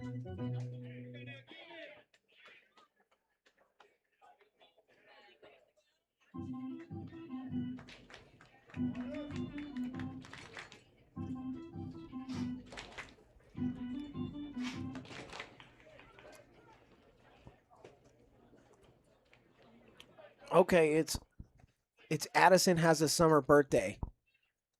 Your daughter Addison would like a shout out because her birthday is around this time, but she doesn't complain. She knows summer ball is priority for the oldest son, or Yep. her brother. So she just wants to shout happy birthday at some point, Addison. And a lot of birthdays today too. Yeah. I know at least 5 people with a birthday today. My mom being one of them. Oh, happy birthday to your mom. Yeah, Addison's, I think, biggest disappointment with summer ball is that Connor tends to miss her birthdays the last 2 years. So when we found out he was coming back up, her first response was, he's going to miss my birthday. And it's okay. Happy birthday, Addison. We love you anyway. And I know Connor does too. How awesome has it been getting to see Connor play college baseball so close to home? Oh, I could not have asked for anything better. And that was a dream come true because I can get to him in about 2 hours, hour and 45. So being able to, oh gosh. That ball's dropped in left field. Musil was camped under it, and that had the runners holding up trying to tag, but Spooner scores anyways, and Millard only gets 90 feet, but a run comes in for the Miners. Canyon Millard just putting the ball in play, letting stuff happen. That's the last thing you would expect. Camped under it for a couple of seconds and just, I guess, maybe the sun gets in his way. He just misreads it, but it's another example of the Oilers struggling in the field. I mean, Musil just camps right under that one. So second and third, bottom of the fourth. We're all tied up. All tied up at 6 here. Diesel Toth digs in. He drove in a run with his triple last inning and came around to score as well. That's low, but it's called strike one to Toth. And did you finish your thought there? Oh, it's been huge. How awesome is it? We get to go to most of the games. We even get to go to some of the Tuesday games, which has been really cool. Ferris has done a lot of traveling and been able to go to a lot of the out-of-town games. But we kind of have to split it up because somebody wants to go see, we always want to go see Connor, but we have to be present for the other two as well because, I mean, my Addison's in cheer for school and volleyball, so juggling their schedules and making sure they all feel supported. But I love getting the chance to watch him anytime we can, as often as possible. And I do want to say, because this is the third different Matsu Miners parent this year that we've had in the booth, and no, we do not play favorites, right? Yes, Beth was so kind as to get us Buc-ee's. Matt Enoy was so kind to bring us Hawaiian snacks. As this one's going to get away, Millard's going to score. 7-6 Miners, just like that. I mean, back and forth all day long. Another lead change. Oilers just shooting themselves in the foot. You see it all too often. It happens every game pretty much. You kind of expect it, respectfully. Yeah, this one's just back and forth as per usual between these two sides. So in this inning, a walk, a fielder's choice that allowed Spooner to reach, another walk, and then an error as Toth will ground out over to third for the second out of the inning. But that drives in Canyon Millard to make it 8-6. So ball has been put in play multiple times. Oilers have struggled with it. A couple of wild pitches in the inning as well. But what I was saying is we have had 3 Matsu Miners parents in the booth. We do not play favorites. Let's just keep it clear. We are grateful for all parents. This is kind of why we also do that. Of course, things are different with Kevin Millar, for example, knowing that he is on TV. That played into it as well.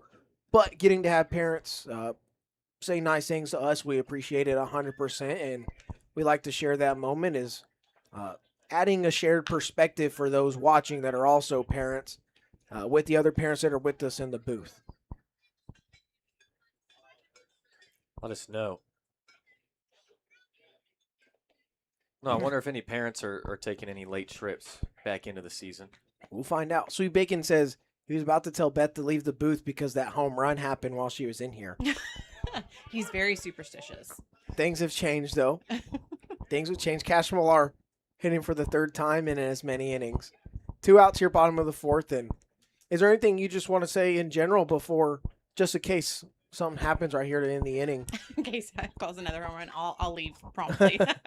Yeah, I just want to say, you guys have been amazing this season. I was telling the professor, who I enjoyed getting to meet quite a bit, that I don't even have a handle on on YouTube, and what you guys have done, what you can share with us as parents when we're not here, we're not local, we don't get to see our kids, all the fun stuff, the support you all have given to them, and all the updates.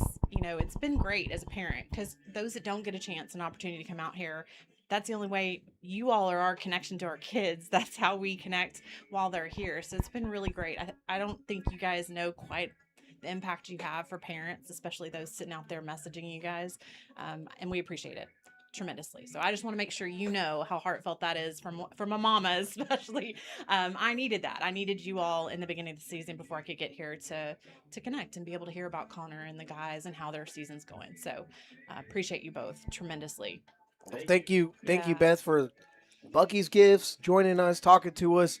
As we played 4, Cash Millar strikes out the ending. 8-6 Miners. Take a quick break. We'll be back shortly here for the 5th.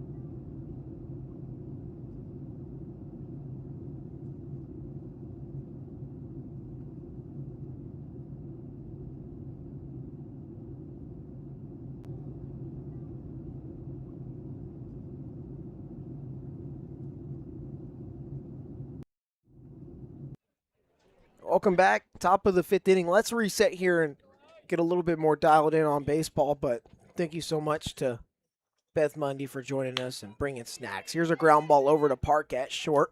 Running throw to first will retire the catcher Isaac Fernandez for out number 1 in this top of the 5th inning. Bumby Van Meter still out there. Now batting right fielder number 20, Wyatt Bundy.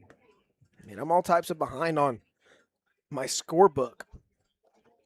Got some catching up to do.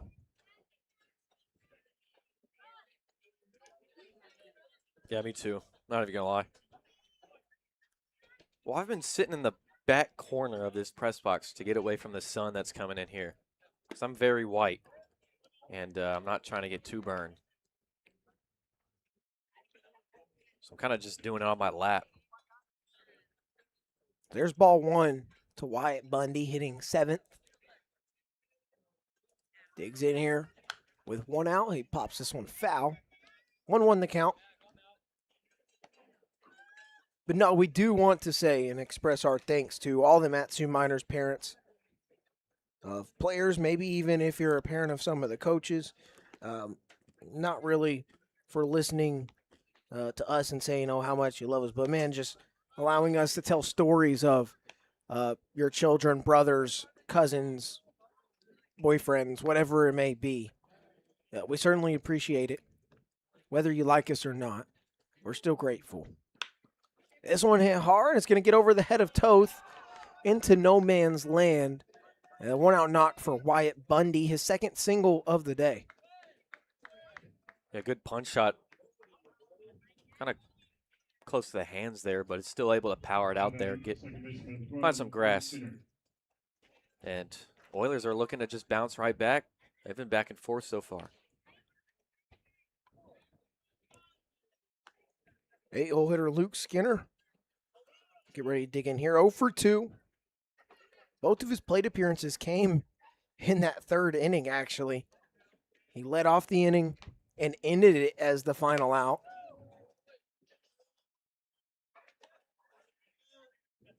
It is 65 degrees here in Palmer. Says it feels like 64. I promise you, if you're in that sun, it is lying. I would say 78 is a good match. Bumby goes to first. Bundy is back with no dive. My personal opinion, it'd be more than that if it was me. Feels like in the 80s almost. Like it's just gets hot. You just won't expect it. Check swing. Skinner doesn't go around, but stealing a free 90 there is Bundy as that one got away from Millard. So a runner in scoring position with 1 out for the Oilers. And in that third inning, they scored 4 runs. And in that fourth inning, they added 2 more. But the Miners have scored 3 in both of those innings as well. 3 apiece, that is. Pop foul. 2-2.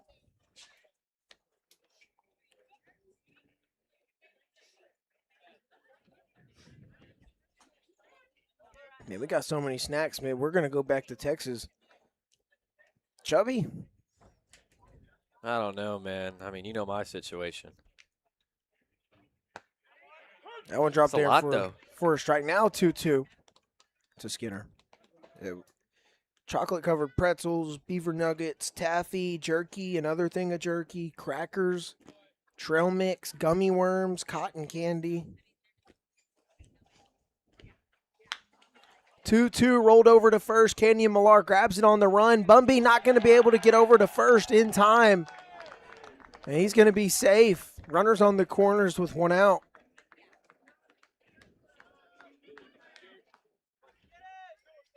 Yeah, you just got to get off the mound quicker. Kind of hesitated there a bit, so Skinner's going to beat him out. Yeah, batting center fielder number 2, Garrison Jones. Just got to recognize. Back-to-back hits for the Oilers. Brings up Garrison Jones. He's 1 for 1 with a single of his own. Every single hitter for the Oilers in their starting 9 has found a way to reach base. This one to Millar over at first. They say it went foul and just bounced in foul ground before Millar grabbed it. Oh, no, super close.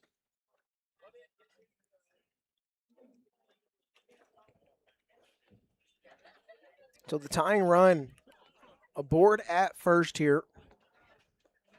Jones represents the go-ahead. He's got to get on page with the Oilers' third base coach here. Got to get the sign first and third. Oilers would like to do something to apply more pressure here. Maybe bunt, maybe not.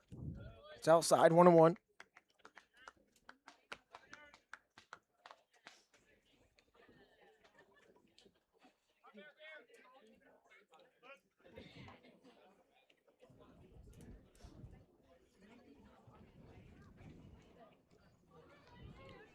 Bumby comes set.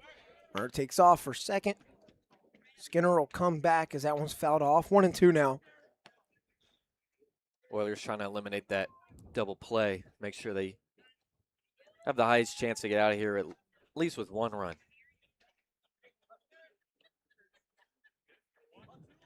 Van Meter been filling up the zone here. Kind of like to see it. They're going to call balk. First base umpire shouts it out loud. No, that wasn't an umpire. That was just a fan. Fool me, so it's popped up to the shortstop. No, it was the umpire. Okay, I did hear that right. Everyone else kind of froze. Interesting play there. So Garrison Jones should get to remain in the box there. Van Meter balks in a run. So Bundy scores and Skinner goes to second. It should still be a 2-strike count here, though, on Jones. He stays alive. Would have popped out to park in shallow left field. We've got time called. Home plate umpire got to get on the same page with the field umpire. I don't know with what, though.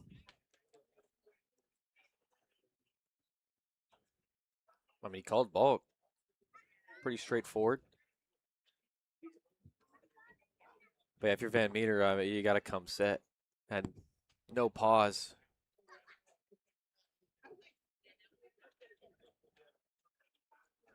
Sure, Bumby's wondering sort of the same thing as well. I thought it was a fan, too, at one point. No, I mean, the first base umpire didn't do really anything crazy with his arms after the ball was put in play. He acted like he was going with the pop-up. That's why I questioned myself there, thinking it was the fan. He's playing tricks on me. So Skinner at second after the balk brings in a run. Garrison Jones looks at ball 2. Gotta be careful with the yelling, right? You don't know where it's coming from. You gotta creep. Did you just quote TLC? Fouled straight back off the press box here. Still 2-2-2. Out. There's no way you quoted it twice. Don't go chasing waterfalls.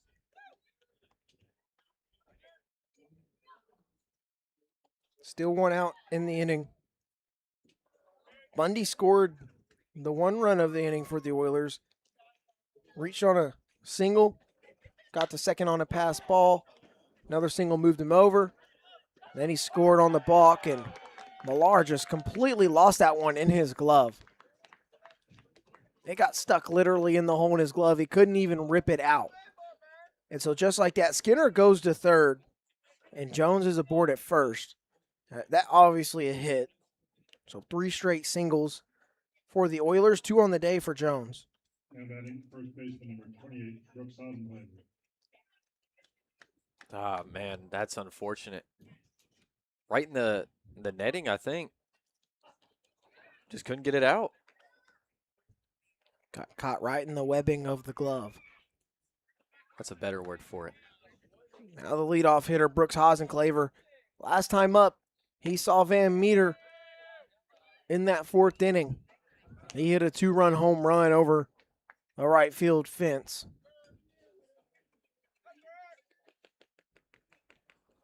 And after that home run, Hasenclaver hits his 7th of the summer. That leads the league. That pitch just outside from Van Meter. 2-0. Maybe doesn't want to attack Hasenclaver here with a base open. He also leads the league in RBIs with 26 now. The man in second place in home runs and RBIs is his teammate, Luke Lusky. This one off the hands. Toth giving chase. It's going to land in no man's land over his head. That's going to drive in Skinner. And the Oilers have responded once again. They've scored 2 to tie us up here in the top of the 5th. And they've scored runs in 3 straight innings now.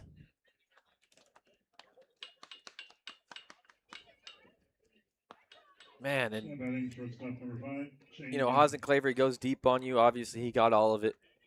And this time, you jam him, and it's still not enough. It's still going to find grass and do the job and score a run. It's just been a rough couple of breaks here for Van Meter, past couple batters.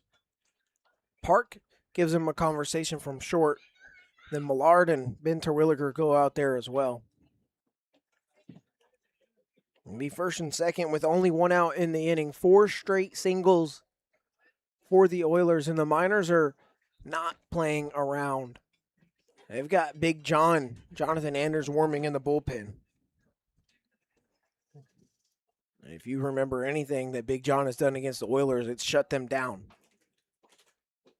Yeah, 5 perfect innings.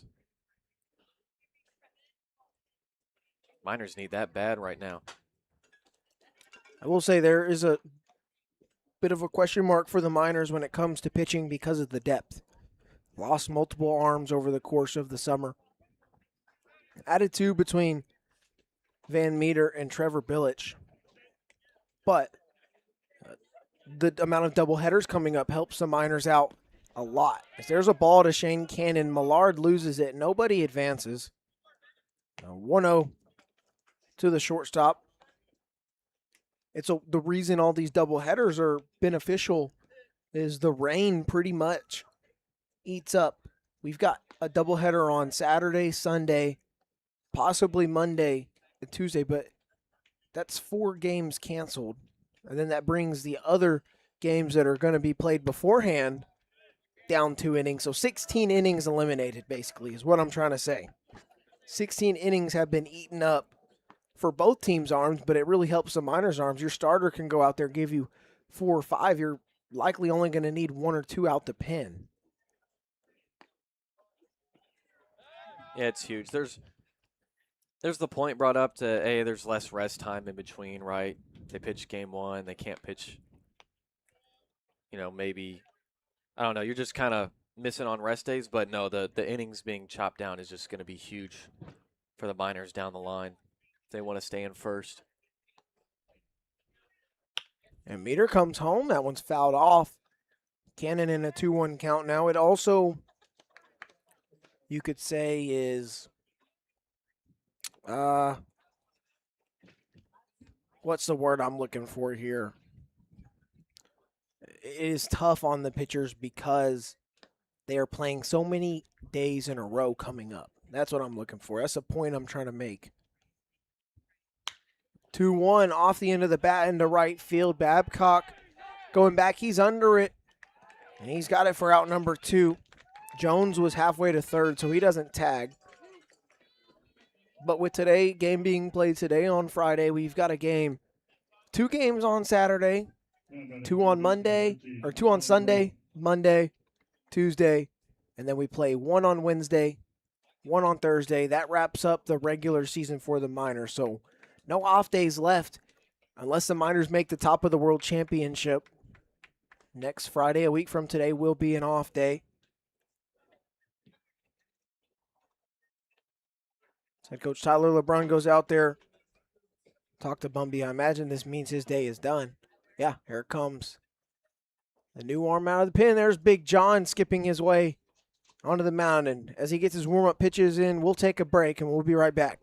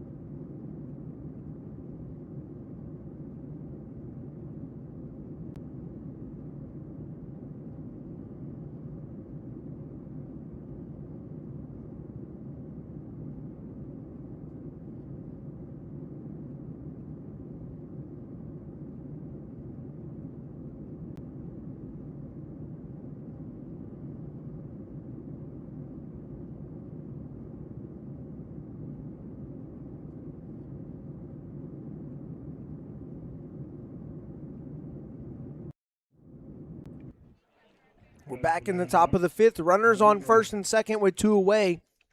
They belong to Bumby Van Meter. New arm. We said his name once. We'll say it again. Southpaw Jonathan Anders, 6 foot, 195-pounder. Out of Sam Houston State, but now a Texas State Bobcat. Hometown of Rosenberg, Texas. Comes in to relieve to get a big out here as the Oilers have erased the Miners' 2-run lead this inning and tied us up. There's strike 1 to Nolan Graw.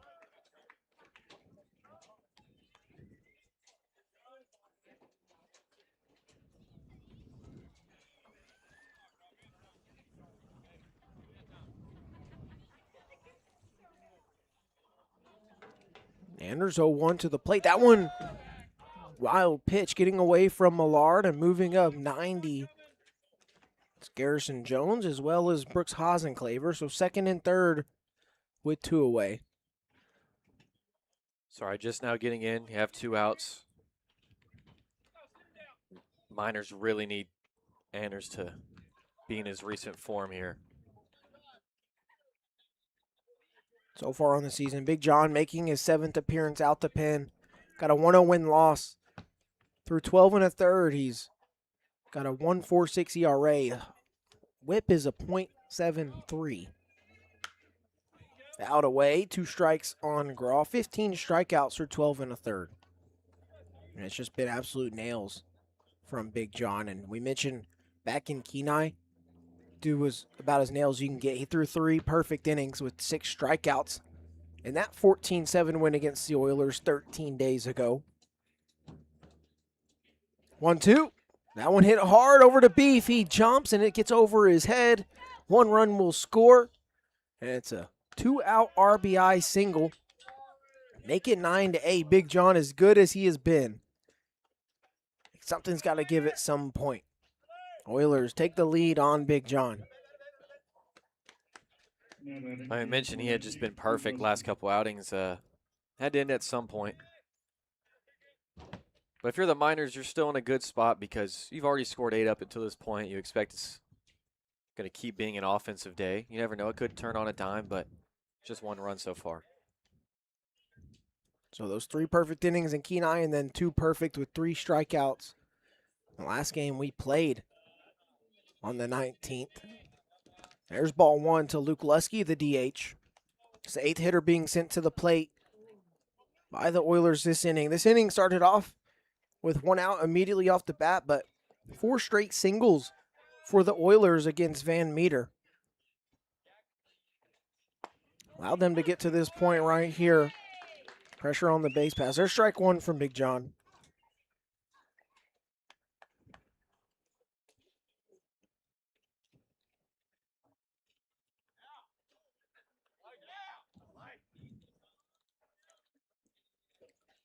They're on the corners.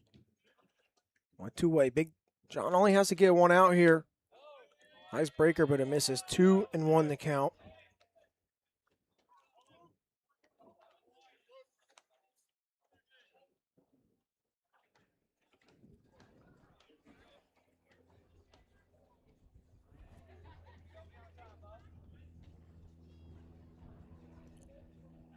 Anders 2-1 offering, fouled away.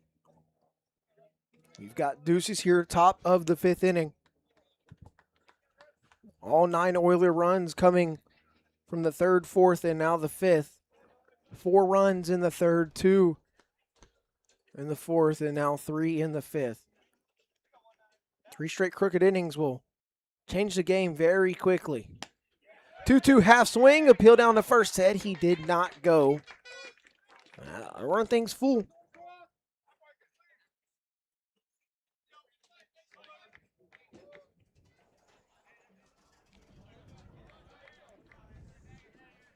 Big pitch coming up for Anders here. Owen Musil awaits on deck. He already has a double on the day. Payoff. Hit hard over to Park at short. That one skips off from his glove. It's going to eat him up. Another run comes home to score. Oilers lead it now 10-8. I mean, that's off the bat weird. It has a lot of top spin, and it just eats Park up. And Game first half keeps rolling. Now batting left fielder number 19. There's an error in the field for Miners. It feels like it's been a long time since we've seen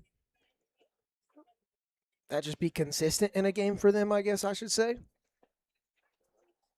Nonetheless, there's 2 runners on, 2 outs, Owen Musil. First pitch from Anders, cut on and miss for strike 1.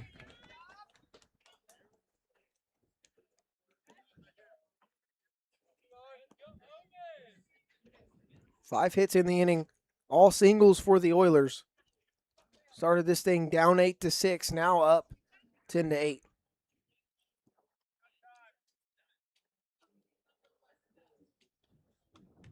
No one. Fouled off the press box. Hey, watch out, man. Oh, somebody must have made a crazy catch. Looks like it bounced off and went into the stands on the first base side and was snagged. Somebody's got a souvenir. Good hands.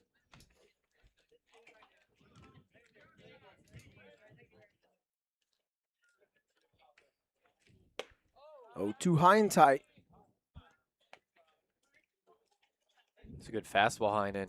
Get the hitter uncomfortable. I thought that was closer than what Musil may have sold it as.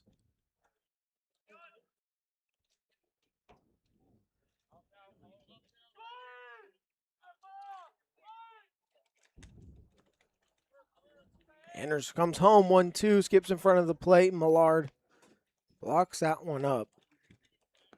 As Sweet Bacon said in the chat, this is going to be a long one. 2 hours and 14 minutes in. We're in the top of the 5th. Now 18 runs have been scored. Miners are on their 3rd pitcher. Oilers could very well be on their 3rd soon.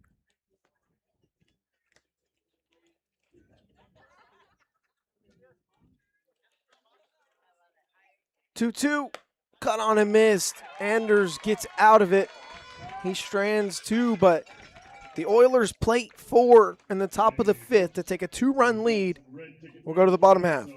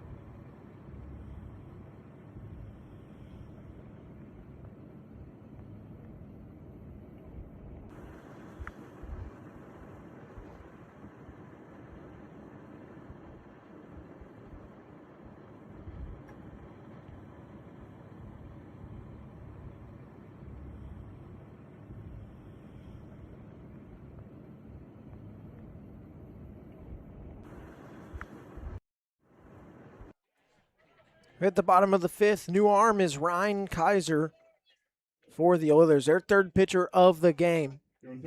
He sees 1-2-3. Will Godfrey leads this off. It's 10-8 Oilers. A lot of offense over the last 3 innings. There's strike 1 to Godfrey. Kaiser, the junior right-hander, listed 6'8". We've already talked about this before. I might question that, but he's from Bulverde, Texas, Southwest Baptist University. Godfrey moves out of the way of ball one.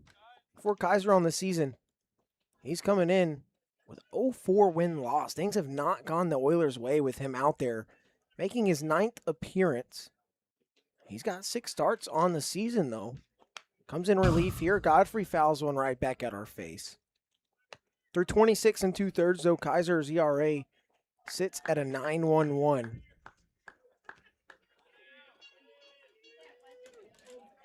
He's got the 3rd worst ERA of the Oilers' entire pitching staff. Godfrey spits on that one, 2-2 now. Just to think that in Kenai we had our 2 longest games of the season back-to-back days. Make the trip back here, and this is definitely going to be our longest. Unless hitters just start going down easy. That pitch just misses outside. Godfrey, another bold take with 2 strikes. It runs the count full.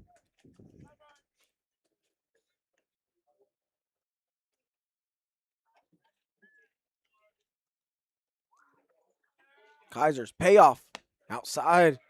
Another walk for Godfrey, his 2nd of the game. That's how we get this bottom of the 5th underway.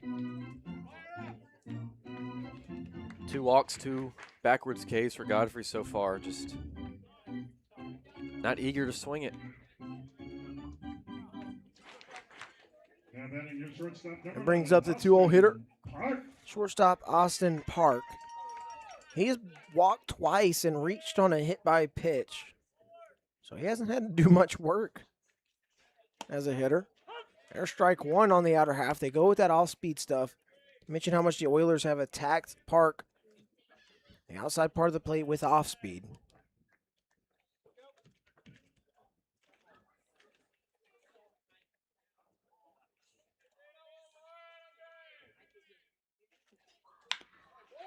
This one hit hard, and say just going to go foul on the third base side. Just left a couple of feet. Probably could have had a hustle double with that one if he kept it fair.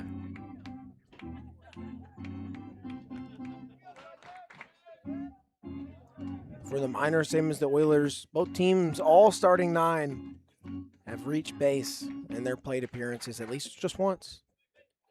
A lot of base runners, though, when you think about it.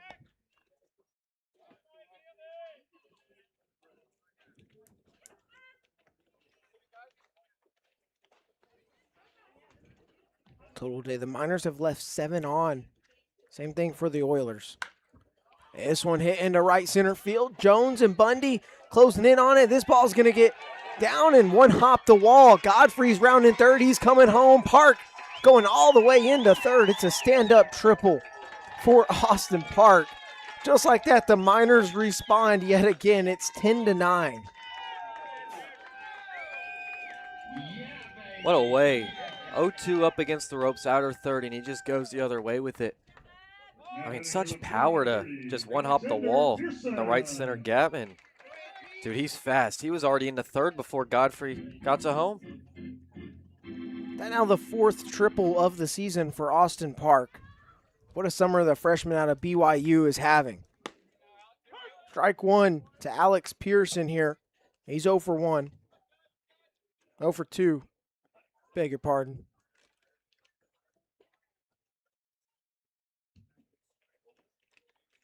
Kaiser comes in and before recording an out, lets up a run. This one back behind us and foul. He's got those 2 groundouts over to second. If he's able to do that a 3rd time, well, he can get the job done, tie this thing right back up.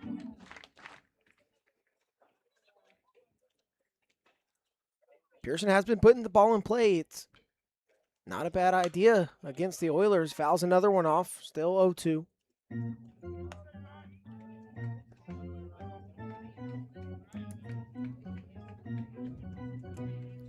It was just brought up. We play a lot of our longest games against the Oilers. That's just how the cookies crumbled. Hey, yeah, this one probably 3.5, if not more, the way it's looking. I think it's now the top 4 longest games all against the Oilers. if I'm not mistaken. 1-2 hit hard over to first. Haas and Claver will step on the bag. Park will stay over at third. There's the first out of the inning. Well, he gets that ground ball, but he hits it too hard and Right fielder number right at the 9, Jackson. first baseman who's in on the grass, and he's able to stick it. Now Jackson Babcock getting his 4th plate appearance of the ball game in the bottom of the 5th. He's got a 2 RBI single back in the first. He got this fiesta started. Takes that one inside for ball 1. Might have to go ahead and take some pictures, upload this scorebook when it's all said and done. Yeah, that's ridiculous. A lot of colors, a lot of filled boxes right now. Babcock's going to hit this one into left field. Musil has got it. Here comes Park. Just like that, sac fly to drive in the tying run from Jackson Babcock. That's his 3rd RBI of the day. Way to do a job. And we're back to square one. It's 0-0 yet again. Babcock now has 17 ribbies on the summer, extending his team lead.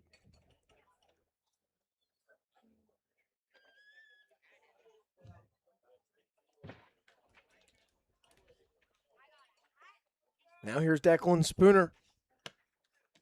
Reese on the fielder's choice. His last time up. Scored then and then walked in the 3rd. Scored then as well. He's now coming to bat for the 3rd inning in a row here. Kaiser 1-0. Cut on a miss. Spooner over the top of that one.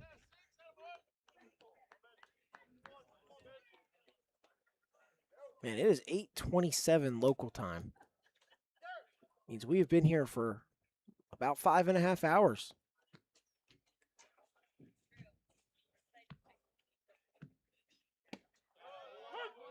Spooner disagrees, but it is called strike 2.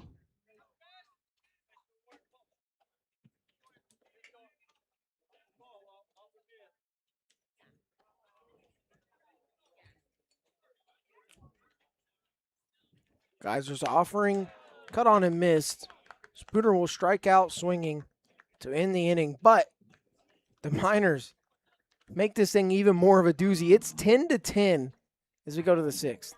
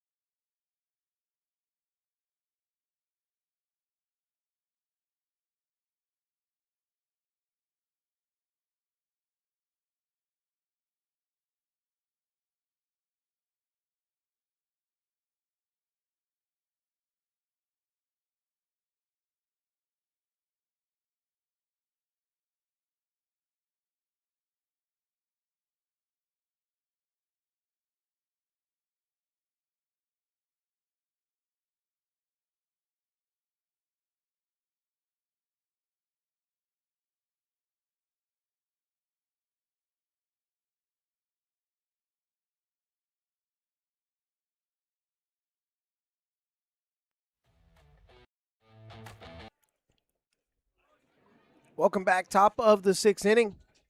We've got a 10-10 ball game. This is a real barn burner, that's for sure. Oilers and the Miners all tied up. Jonathan Anders back out there. There's strike one to Isaac Fernandez. Led off that fifth inning for the Oilers that resulted in 4 runs. They were down 8-6. Ended up leaving the inning up 10-8. Miners just scored 2. There's strike 2. We've had 6 half innings in a row with 2 or more runs scored.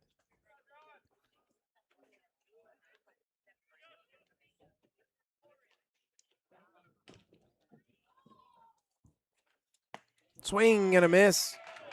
Back-to-back strikeouts going back to last inning for Anders. He's got his second of the ball game. Now batting right fielder number 20, Wyatt Bundy. Now Wyatt Bundy will dig in. He's got a couple of singles. Drove in a run in the third. Came around to score just last inning.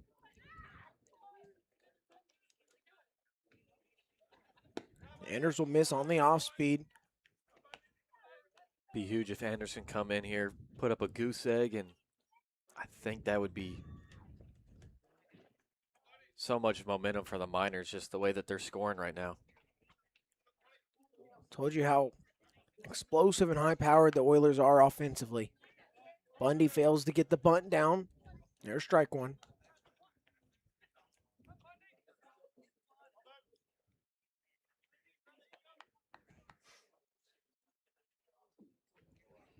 The Oilers have certainly come to play with that offense today. Mentioned they are at risk of getting left out of the top of the World Championship as good as they have been. There's strike 2. Beautiful off-speed dropped in by Anders. With only 17 wins on the season, they'll play 2 more after today. That one fouled off, still 1-2. Their best chance of making the top of the World Championship, because of the amount of games that the Miners, Bucks, and Chinooks have left, is to win the last 3. That may give them a chance, but I still don't see things working out in their favor with that happening. There's another foul ball. Yeah, I think you have to win 22-23 to get the job done. Chinooks just 2 less wins than them, but 4 less losses, right? And the Chinooks are playing great ball. The Bucks could get hot at any moment, and the Miners just need to keep rolling. Anders 1-2, another foul ball. So far in the month of July, Miners have played 14 of their 25 games thus far. They have a 9-5 record in this month.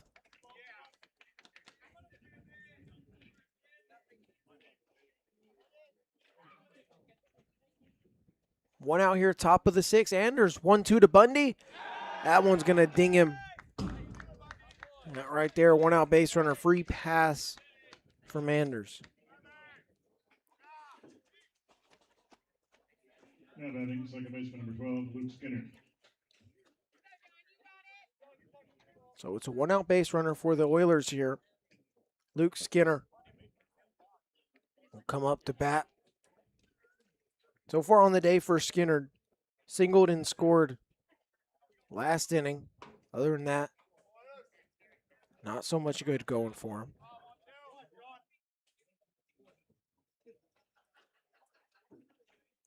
Anders is going to throw behind Skinner here. Moving up for a free 90 feet is Bundy.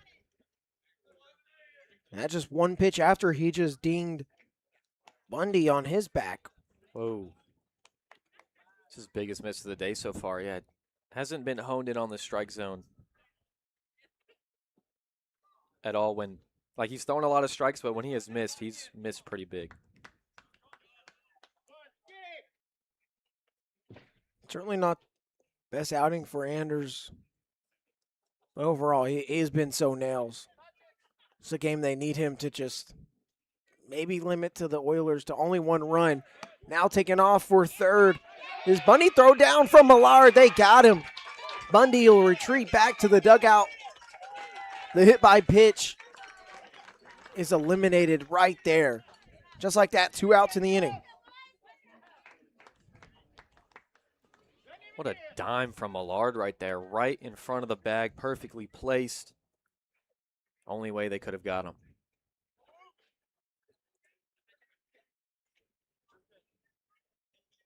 So with 2 away, 2-0 to Skinner is cut on and missed.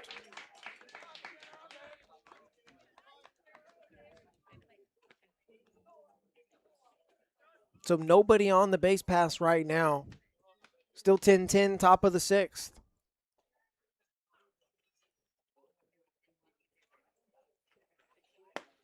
Another swing and a miss. 2-2 the count for this Oilers offense on the day. They've got 10 runs on 10 hits, 2 errors in the field, and then the Miners 10 runs on 5 hits, 2 errors in the field. A lot more free passes given up by the Oilers pitching staff. Called strike 3. Skinner goes down looking. That's the 3rd strikeout of the game for Anderson. For the first time in 3 innings, we see a 0 put up as we go to the bottom of the 6th.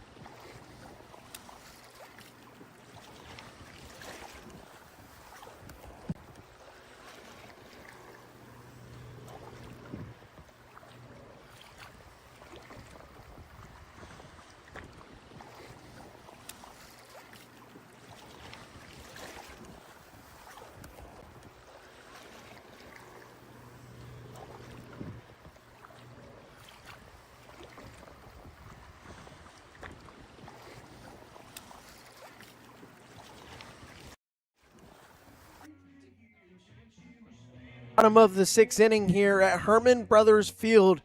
Kaden Bessent right here along Ben Cameron, my partner in the booth, statting the game for us. A lot of work for him in a 10-10 ball game, that's for sure.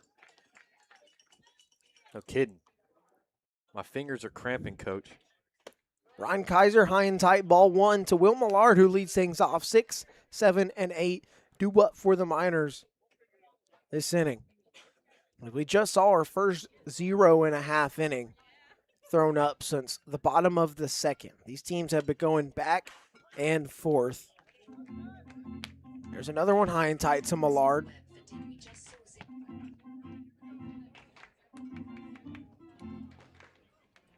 My Siri just decided to talk. Hey, nobody's talking to you, all right, pal? This is our game to call, man. Strike on the outside corner to Millard. 2-1.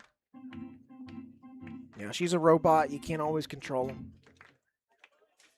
Must have been the big Yahoo. Kaiser's 2-1 hitting the air right center field. Jones and then Bundy gets under it. There's the first out of the inning.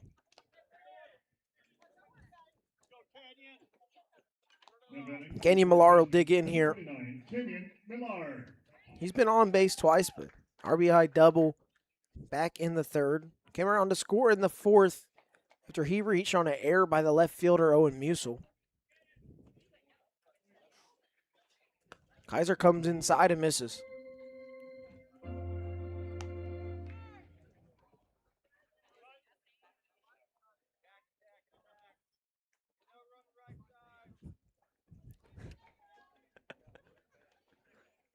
10-10 our score. This thing has been crazy. There's a pop-up on the third base side in foul ground. The third baseman Graw makes the catch for quick out number 2. So it seems like things may have died off a bit offensively. Don't tell me. Miners get a goose egg and they throw one up themselves, huh? That's how it goes in these games. Off the top of my head, I don't think there's been a single game all season for the Miners where both teams have scored double-digit runs. Nope. Hard for them to do it in the month of June, and then hard for them to let up 10 runs. Only seen it a few times. Toth, that one inside, 2-0 to him. RBI triple back in the third, grounded out to third in the fourth, but also drove in a run then.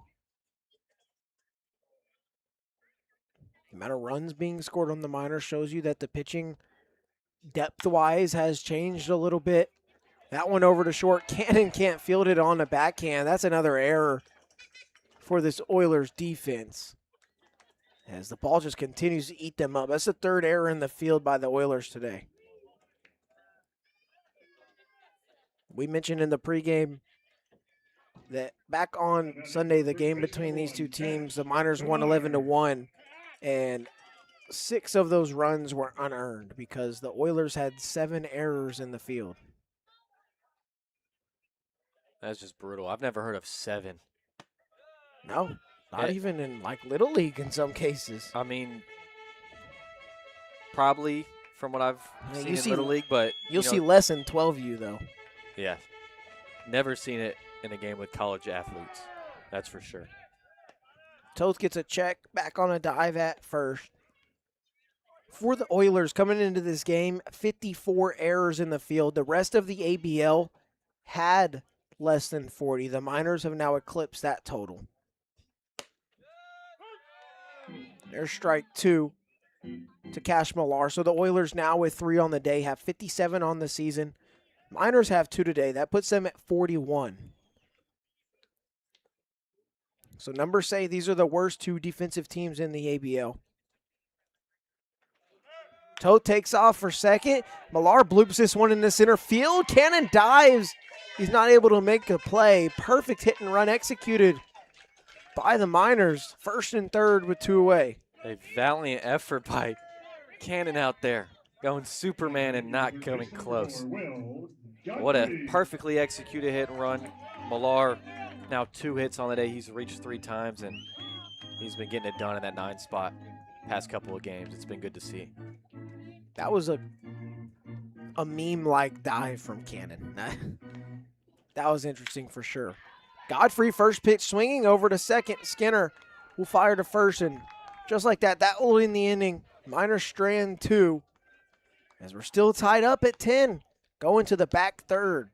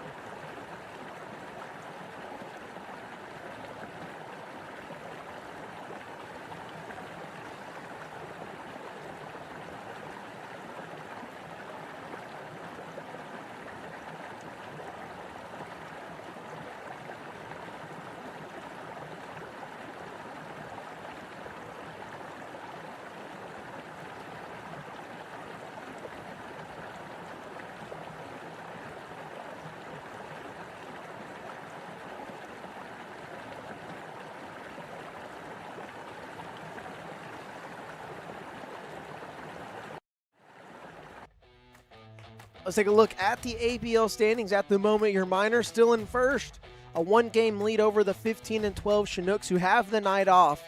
The Bucks have creeped into third after the Oilers lost 2 in a row against the Pilots.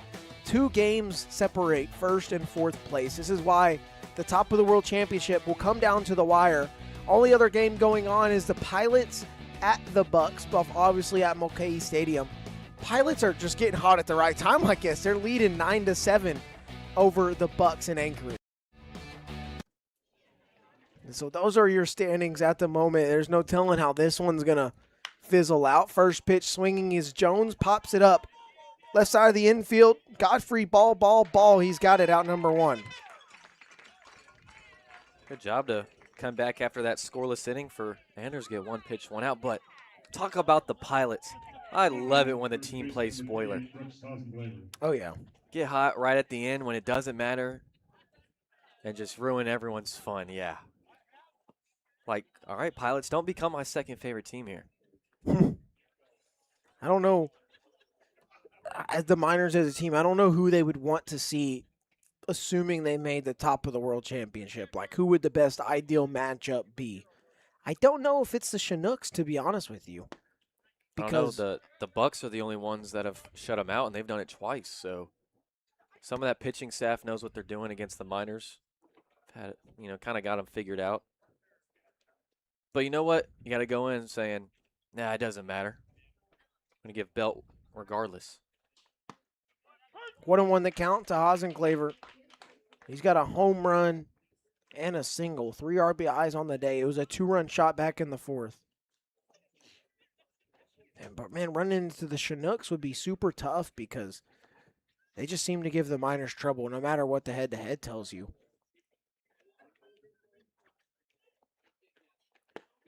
1-1, that one downstairs. Actually may have the numbers for how bad the Miners' offense is against the Chinooks. So the Miners average 2.4 runs a game versus Chinooks and trail the head-to-head 2-3. Combined, both teams are putting up 5.2 runs a game in those 5 games. It's a lot of pitching. A lot of good pitching, and I know on the Chinooks end in those games, a lot of good defense. Yeah, Chinooks have the best complete defense. Opposite of the Oilers. And I want to say, I was actually surprised the error numbers were so, it was over 50, right? But I thought it would be higher. Seems like they have half of those against the Miners. Anders 3-1 popped up, but out of play. Full count to Hasenclaver. It'd be interesting how it fizzles out, especially with the Miners playing 7 to 8 games over the next 4 days starting tomorrow. I've said it already, but doubleheader tomorrow here at Hermon Brothers against the Bucks. Doubleheader on Sunday, that one against the Chinooks. Potential doubleheader against the Pilots on Monday. I imagine that happens. Hasenclaver, hard shot Toth, plays the hop off the lip, and there's out number 2. The only reason there would only be 1 game played on Monday against the Pilots is if 1 and 2 seeds were already decided. But the Pilots, I guess they just want to play 2 on Monday. The way they're just causing ruckus around the standings. And then on Tuesday, hopefully our last doubleheader will be in Chugiak against the Chinooks. That'll be our last road game. So we play every day for the next 6 days. Strike 1 to Shane Cannon.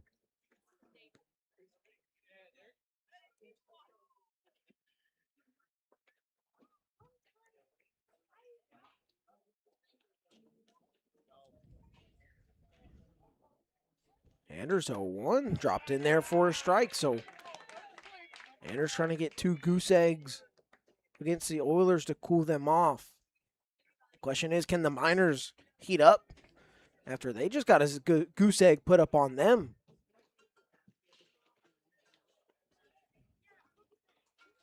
Oh, 2 upstairs. There's a waste pitch.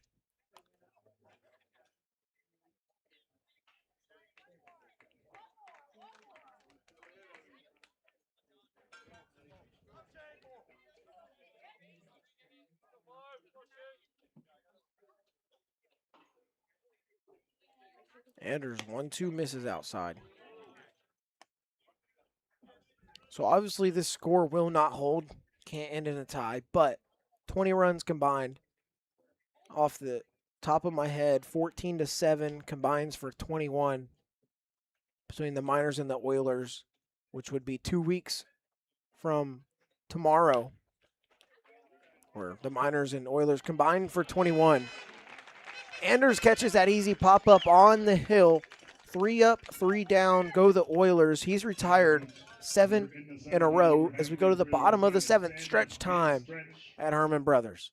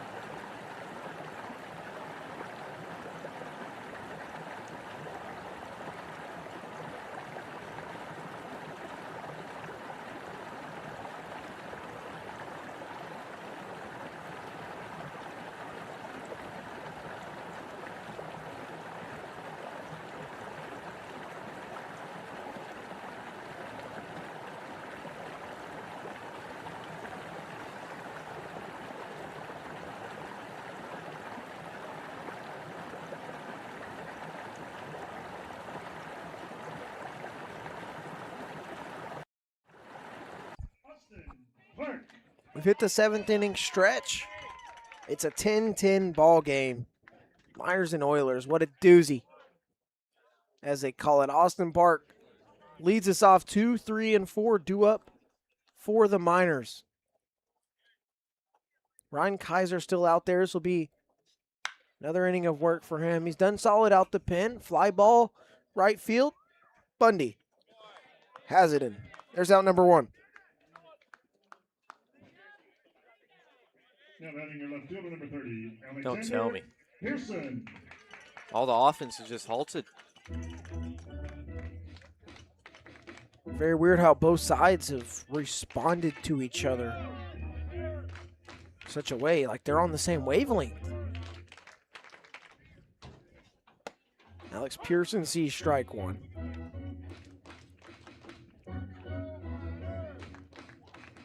Mentioned it, but the 3rd, 4th, and 5th innings all involved 2 or more runs being scored by both sides in every frame. And now we've seen 3 straight goose eggs over the last inning and a half.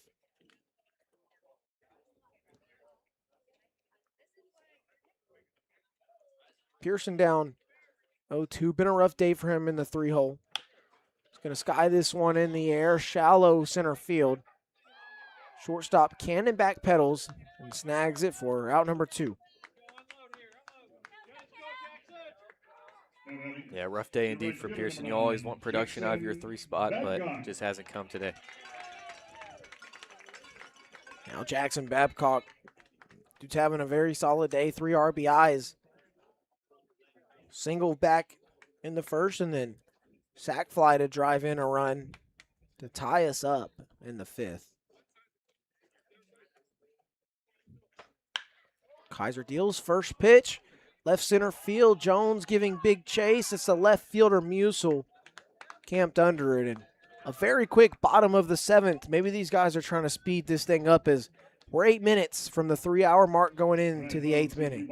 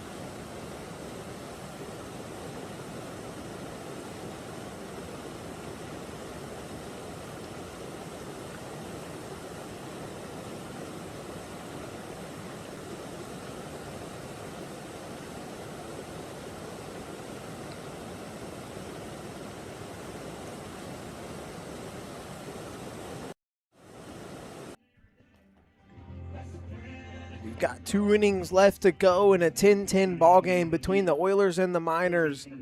Something has got to give. These teams have pretty much just played in sync. You score and take the lead, well, we're going to go back and score and take the lead. Oh, you're not going to hit the ball, we're not either. Pretty much what this has looked like if I recap 7 innings for you. In just a few words, line shot caught by Godfrey, just in case. He will go over to first. That's 1 pitch, 1 out. I mean, just last half inning, there were 2 one-pitch flyouts. Kaiser got a really quick 7th. Now we get this one right here. 1 pitch, 1 out in the 8th.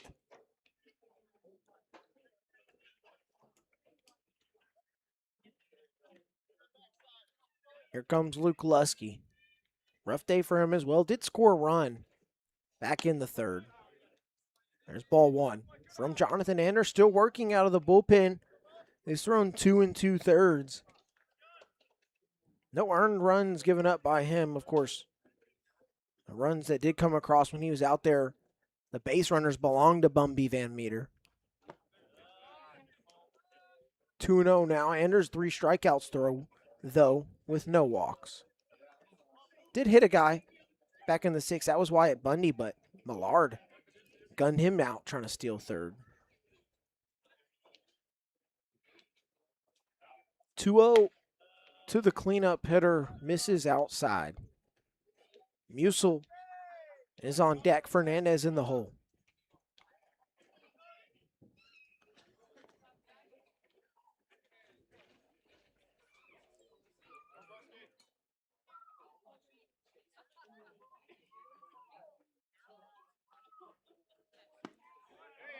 Anders finds the zone right there. 3-1. Anders has just been huge for the Miners. 10 runs come across, within the first 5 innings, and he's thrown 2 2/3 scoreless on his line. Anders 3-1 fouled off, so 3-0 to 3-2. Good work by Big John. I think the reason this game is going so long, I think we're being rewarded because we got this awesome weather we haven't played in so many days. That Mother Nature or the baseball gods, one of those two is trying to keep us out here for as long as possible. I don't know which one of them it is. I didn't ask. Hard shot right up at the middle. Cash Millar giving chase, diving to make the play. What a beautiful out, number 2 from Cash Millar. We've seen him make that play a time or two.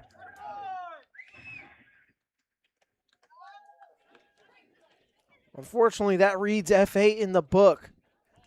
But man, has he done that a time or two indeed. It's only been 2 weeks for Millar moving to that center field position. Actually, it hasn't even been a full 2 weeks because he got there in that position once we got to Kenai.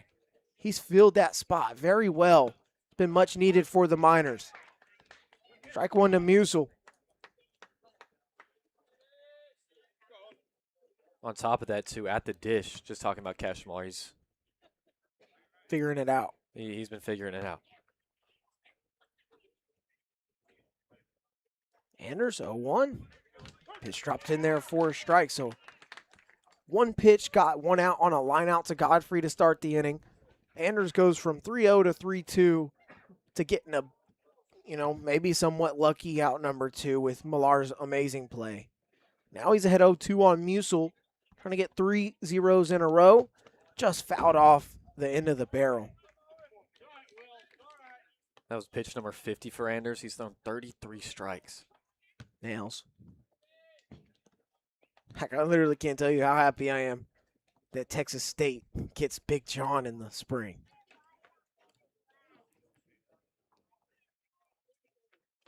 Another 0-2 upstairs. Why is it Big John? Got to be like the mustache, right? Nope. I don't know. I mean, he's not like 6'5" or 6'6". Got to be another reason. 1-2. This one hit foul ground.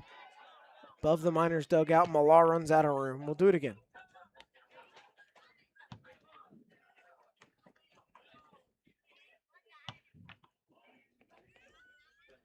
Maybe it's a mentality thing. It's just Big John. Okay.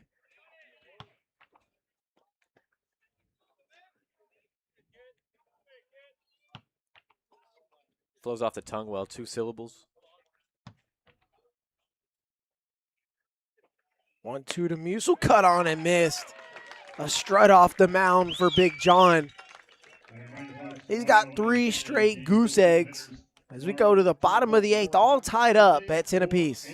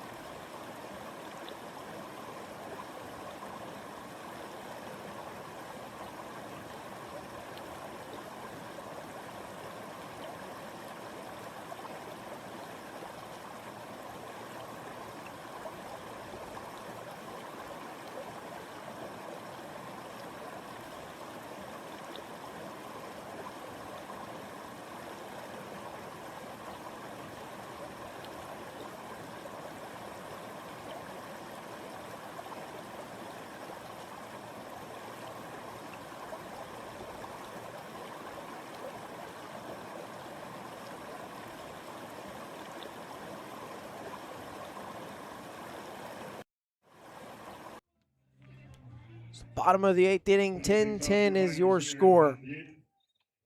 Someone has got to score at some point, otherwise we'd be going to extras. We just hit the 3-hour mark during the break. Game started at 6:02. It is now 9:04 local time. Declan Spooner leads us off 5-6-7.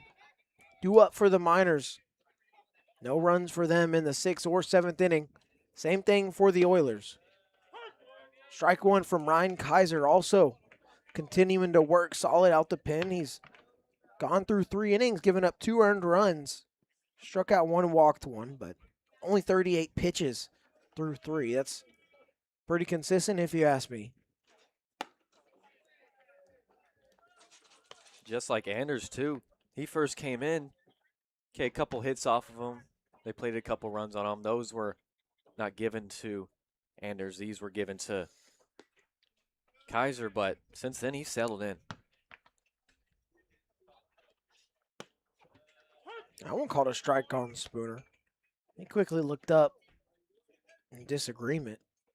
I mentioned when Kaiser came in, making his 9th appearance, his ERA is the 3rd worst on the team at a 9.11.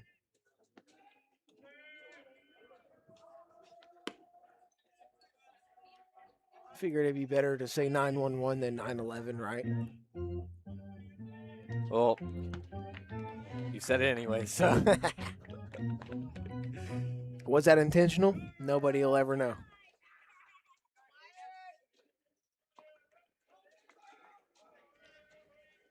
I thought that was a Sean Kingston song. Pitch swung on a miss by Spooner. He goes down swinging. It's the 2nd strikeout of the day for Kaiser. 1 gone. In the bottom of the 8th, it's fire burning by Sean Kingston. Yeah. Somebody call 911. Shoddy fire burning on the dance floor. Whoa. Yeah, that song's from MLB 2K13. It's on the soundtrack. One of the greatest. One of the greatest soundtracks in all of video game history ever, if you ask me. That, and I really love NBA 2K15 with Durant on the cover. That was the first one I ever played, That so was I really good. was a huge fan.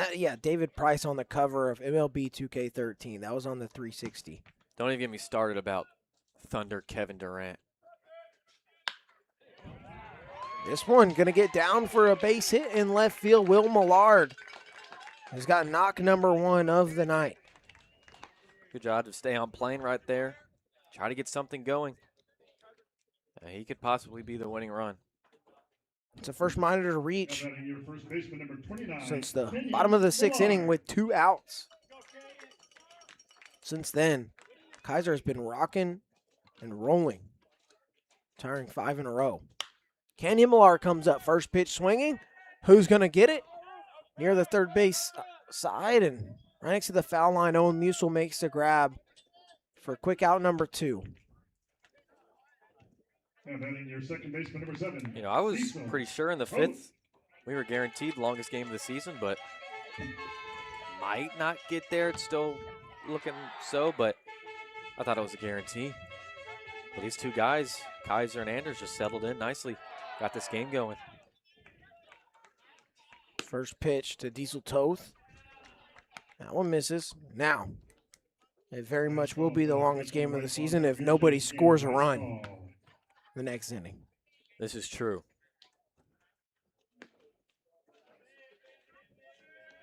Kaiser 1-0. Fouls it off. I'll be interested to see what the Miners go with it for the 9th inning. Do they put Jonathan Anders out there for a 4th inning of work? How do they play that exactly? And then even for the Oilers, if they have to come in and pitch in the bottom of the 9th, does Kaiser go back out there? This guy has started 6 games for the Oilers already, so I don't think pitch count is really thing you worry about it, especially with them being at the tail end of their season here. Only 2 more games left after today for the Peninsula Oilers.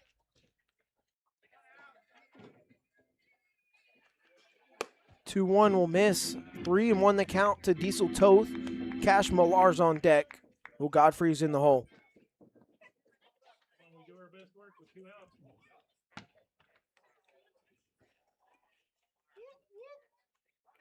Kaiser misses. That's a 5-pitch walk. Diesel Toth is aboard. 2 runners on with 2 outs here, bottom of the 8th. First baseman, number 1, Cash Millar.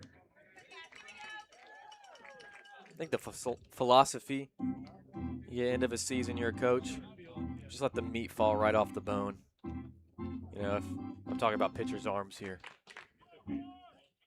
Let them go. Might as well, especially when you're in a position like the Oilers. Every game is must win for them to give them a chance. Millar fouls one straight back. Just messed up our synergy cam. Yeah. Not our live game cam, but one that actually isn't that important to us.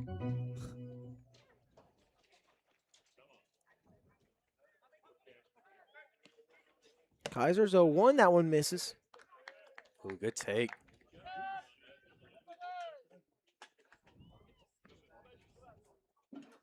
Millar got a couple of singles on the day. Drove in a run back in the 3rd. Also drew a walk back in the 2nd. He's trying to get on for the 4th time. That one's going to come in and hit him, and there you have it. He is on for a 4th time. It's a second free pass that's allowed him to reach. And the bases are juiced. And then your third baseman, number 4, Will Godfrey. Way to wear it. Yeah, the Oilers are going to go either to the pen or have a very important conversation with Ryan Kaiser. It's a very pivotal moment in the game. Miners could, boom, after getting blanked the last 2 innings, put up at least 1 run right here, put up a 0, and we go home happy.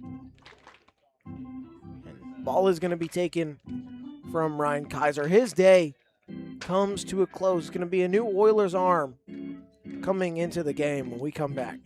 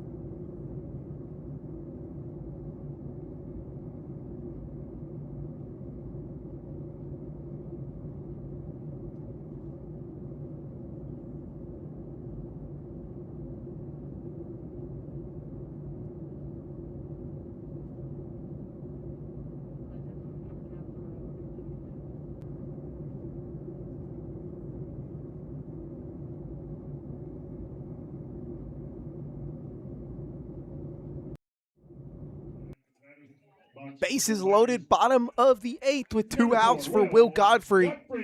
He comes in facing a familiar arm. It's Russ Martin out of the pen, the freshman from Russellville, Arkansas. He sees Will Godfrey. Bases juice out of Little Rock.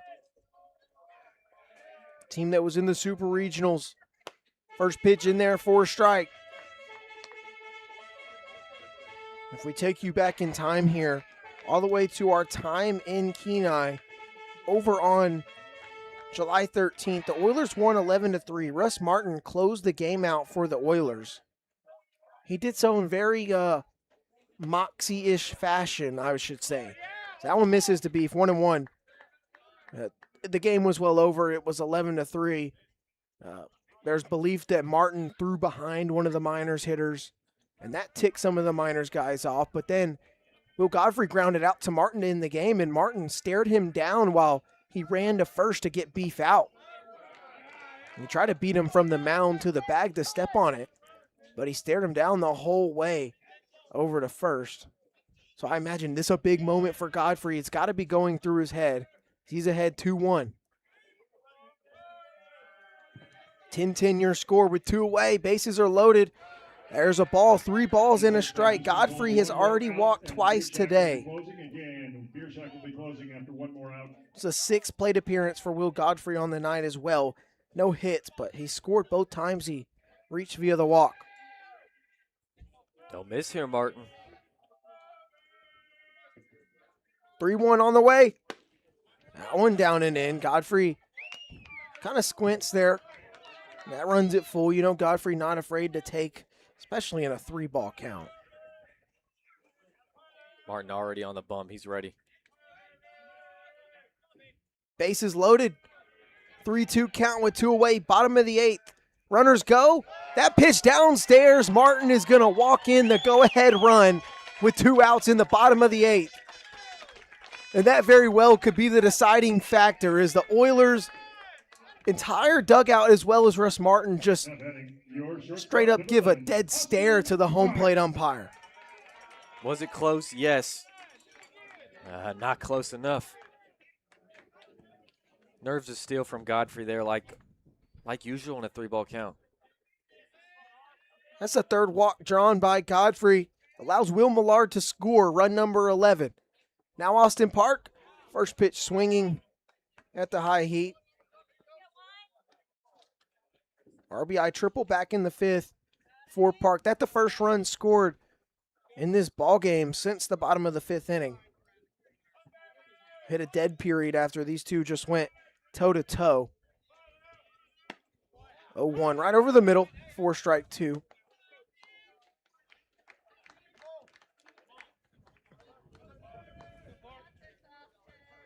And with Will Millard coming home to score, that run going to be charged to Ryan Kaiser. Millard reached via a single against Kaiser before he was pulled. 0-2, that one skips in the dirt. Ball and 2 strikes now.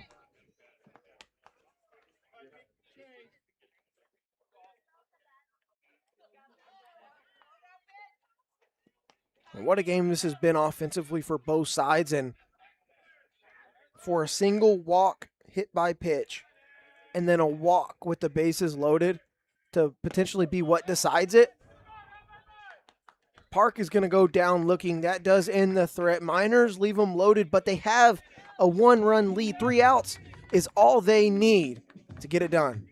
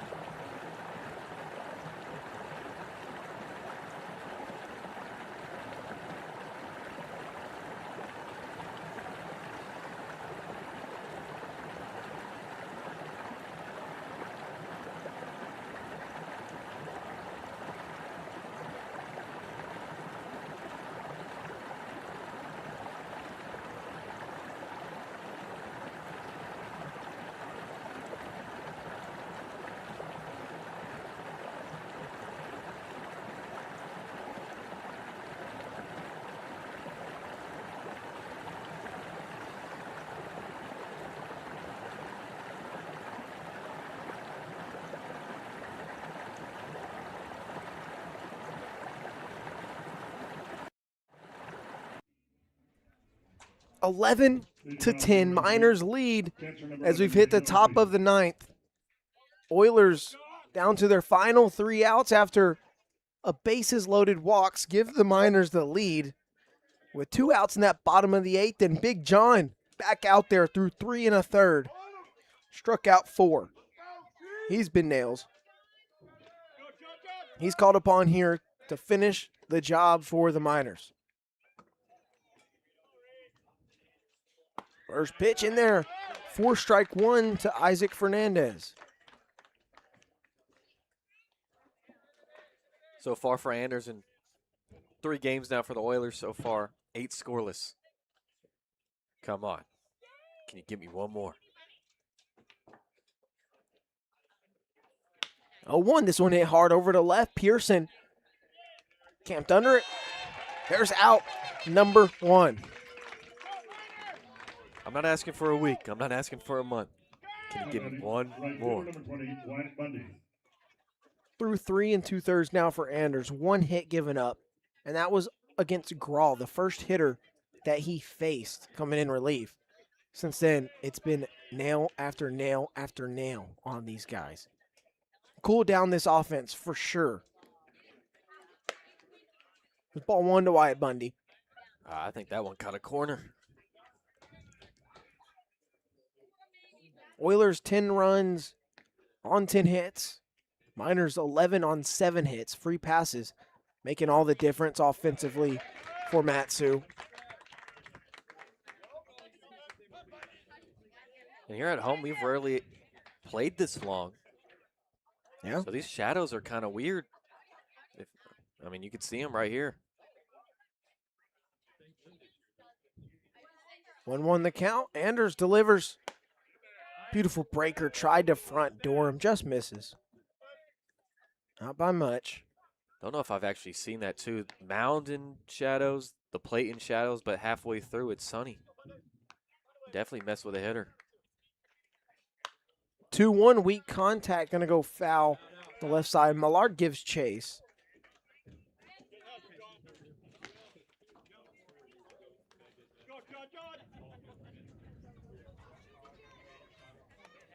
So for the Miners, 10 runs on 7 hits. They've drawn 12 walks as a team, and then they've also been hit twice. 14 free passes. That certainly gives you something to work with on the base pass, I'd say.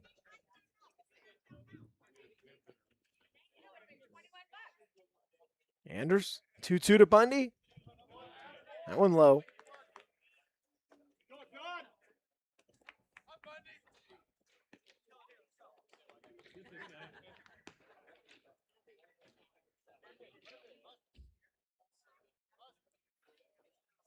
It's a full count to the 7-0 hitter, Wyatt Bundy. With 1 away, Miners lead this thing by 1.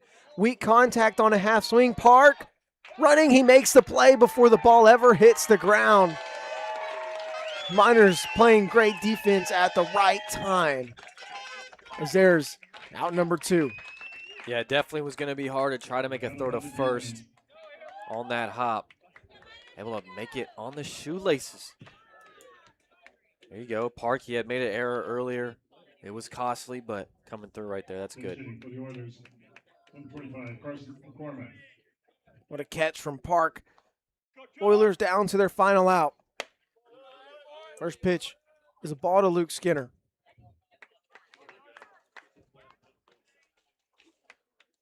Mentioned the Miners own a 5-3 record versus the Oilers this season. So last game these two will play in 2026. There's strike 1.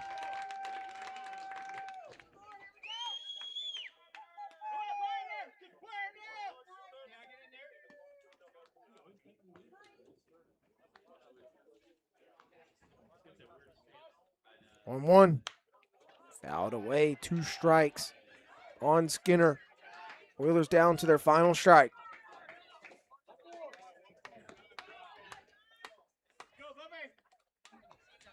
Give me the cheddar.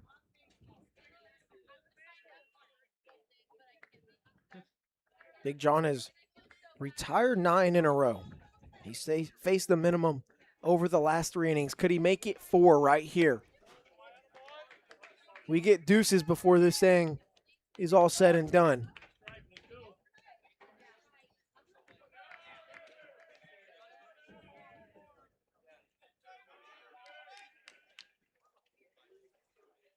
Anders comes set. 2-2 to Skinner. Oh, just missing below the knees.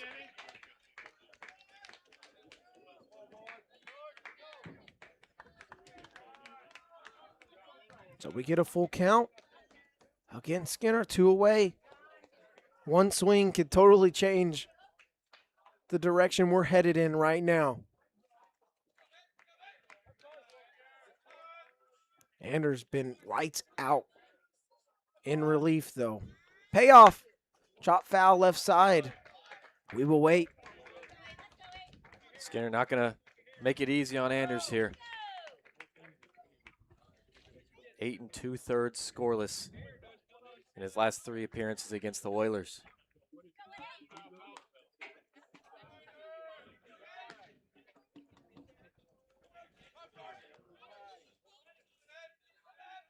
Another payoff. Off the hands towards Godfrey. He's got it. That's out number 3. The Miners victorious over the Oilers yet again. This one, absolute barn burner. 11-10. The Miners come away with the victory after Will Godfrey draws a walk with the bases loaded. The Miners now 6-3 against the Oilers on the season. Oilers fall to 17-17. Miners improve to 16-10, and just like that, your Miners stay in first place. I mean, it was a very hectic first half. And what a way. That's a huge win to stay in first, keep momentum going, to come out with the win in that game when the Oilers kept fighting back, but the Miners keep fighting back, and then they're in a stalemate for a couple innings, and they're just able to come out on top. What a job by Jonathan Anders out the pen. 4 1/3. He gave up 1 hit, no runs, no walks, 4 strikeouts, one of those looking. 68 pitches and 4 1/3. Big John just yet again showing us why they call him Big John.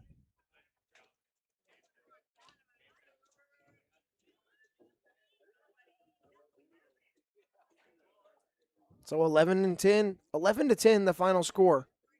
And we'll hang out here. We'll leave you on the game cam. But stick with us, listen up, as we'll have head coach Tyler LeBrun of the Matsu Miners, and I'd imagine a player coming up here as well. So don't go anywhere if you want to hear post-game thoughts after that doozy from Coach LeBrun.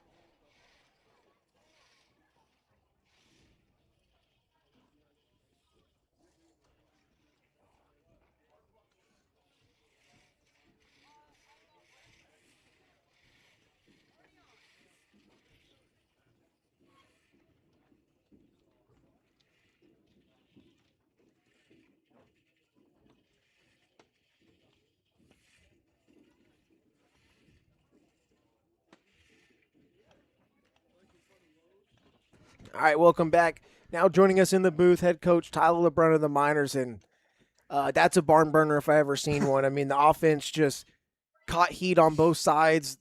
Everybody just seemed to be in sync on both sides. The goose eggs come at the same time, and you guys pull away on a bases loaded walk. Yeah. Holy shit. I mean, oops. Sorry. That was a fun, frustrating game up and down. Kudos to our guys for fighting through. John Anders, what a heck of a job he did. You know, we needed length out of the bullpen and someone to go in there and throw up a zero, and he threw, 4 or 5 of them, so that was huge for us.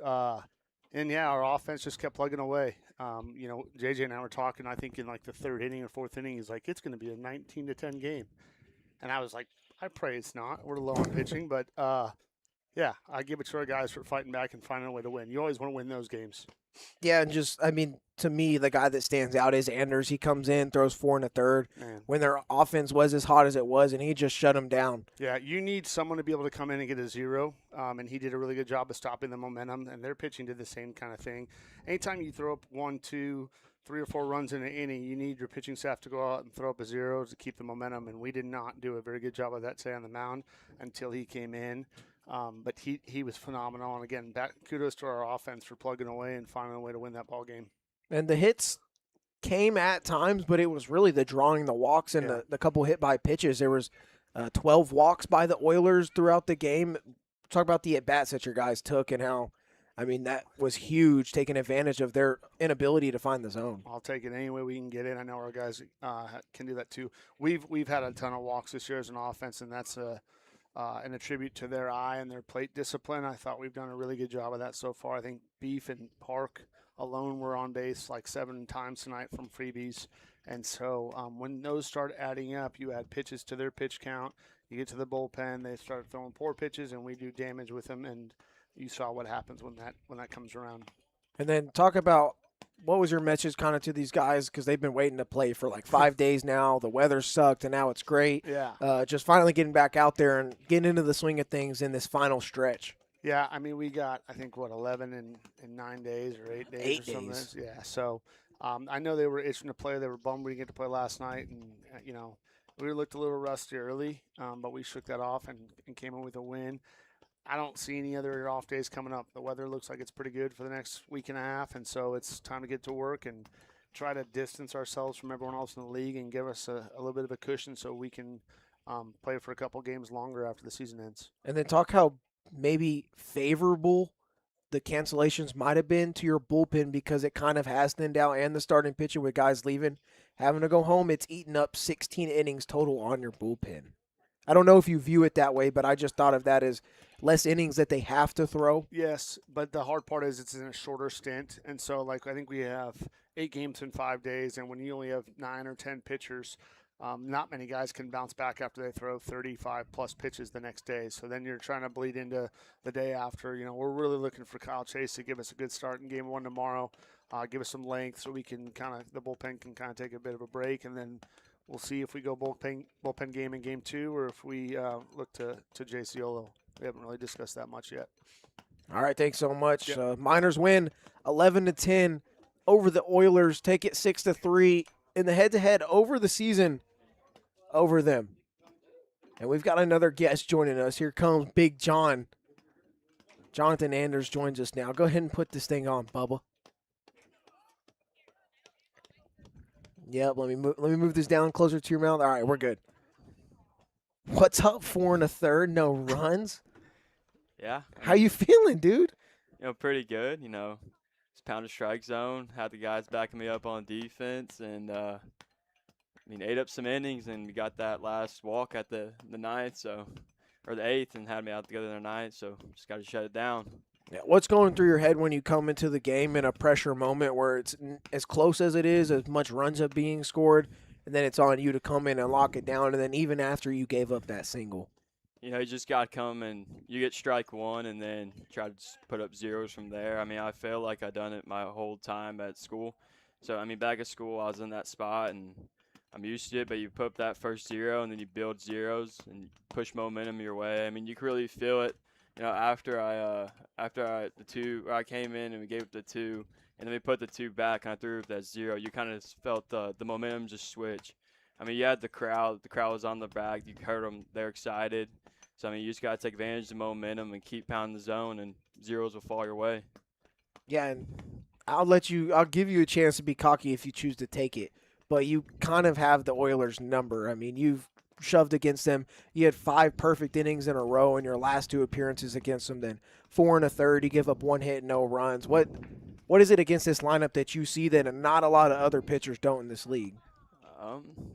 Not sure. I mean, it's just pounding the zone. Slider really wasn't there at the beginning, and then around my second or third inning, I really had a good feel of it. So we just go heater and then flip the breaker, and then I went slider and then the big breaker. So really had them on their toes, and then just zip the heater up again. And I just feel like they really didn't make much adjustments.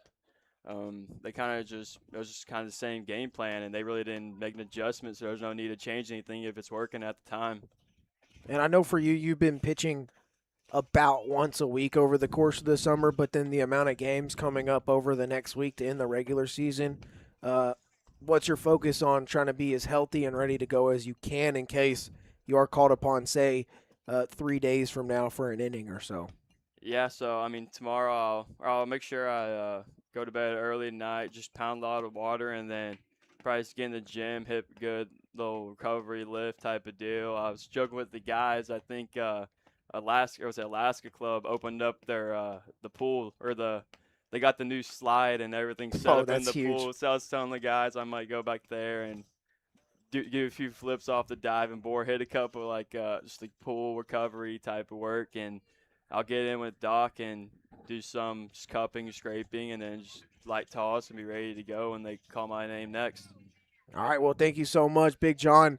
Jonathan Anders, 4 1/3 out of the bullpen. He gets the win for the Miners, his second of the season, in the 11-10 victory. And that's going to do it for our coverage here at Hermon Brothers Field.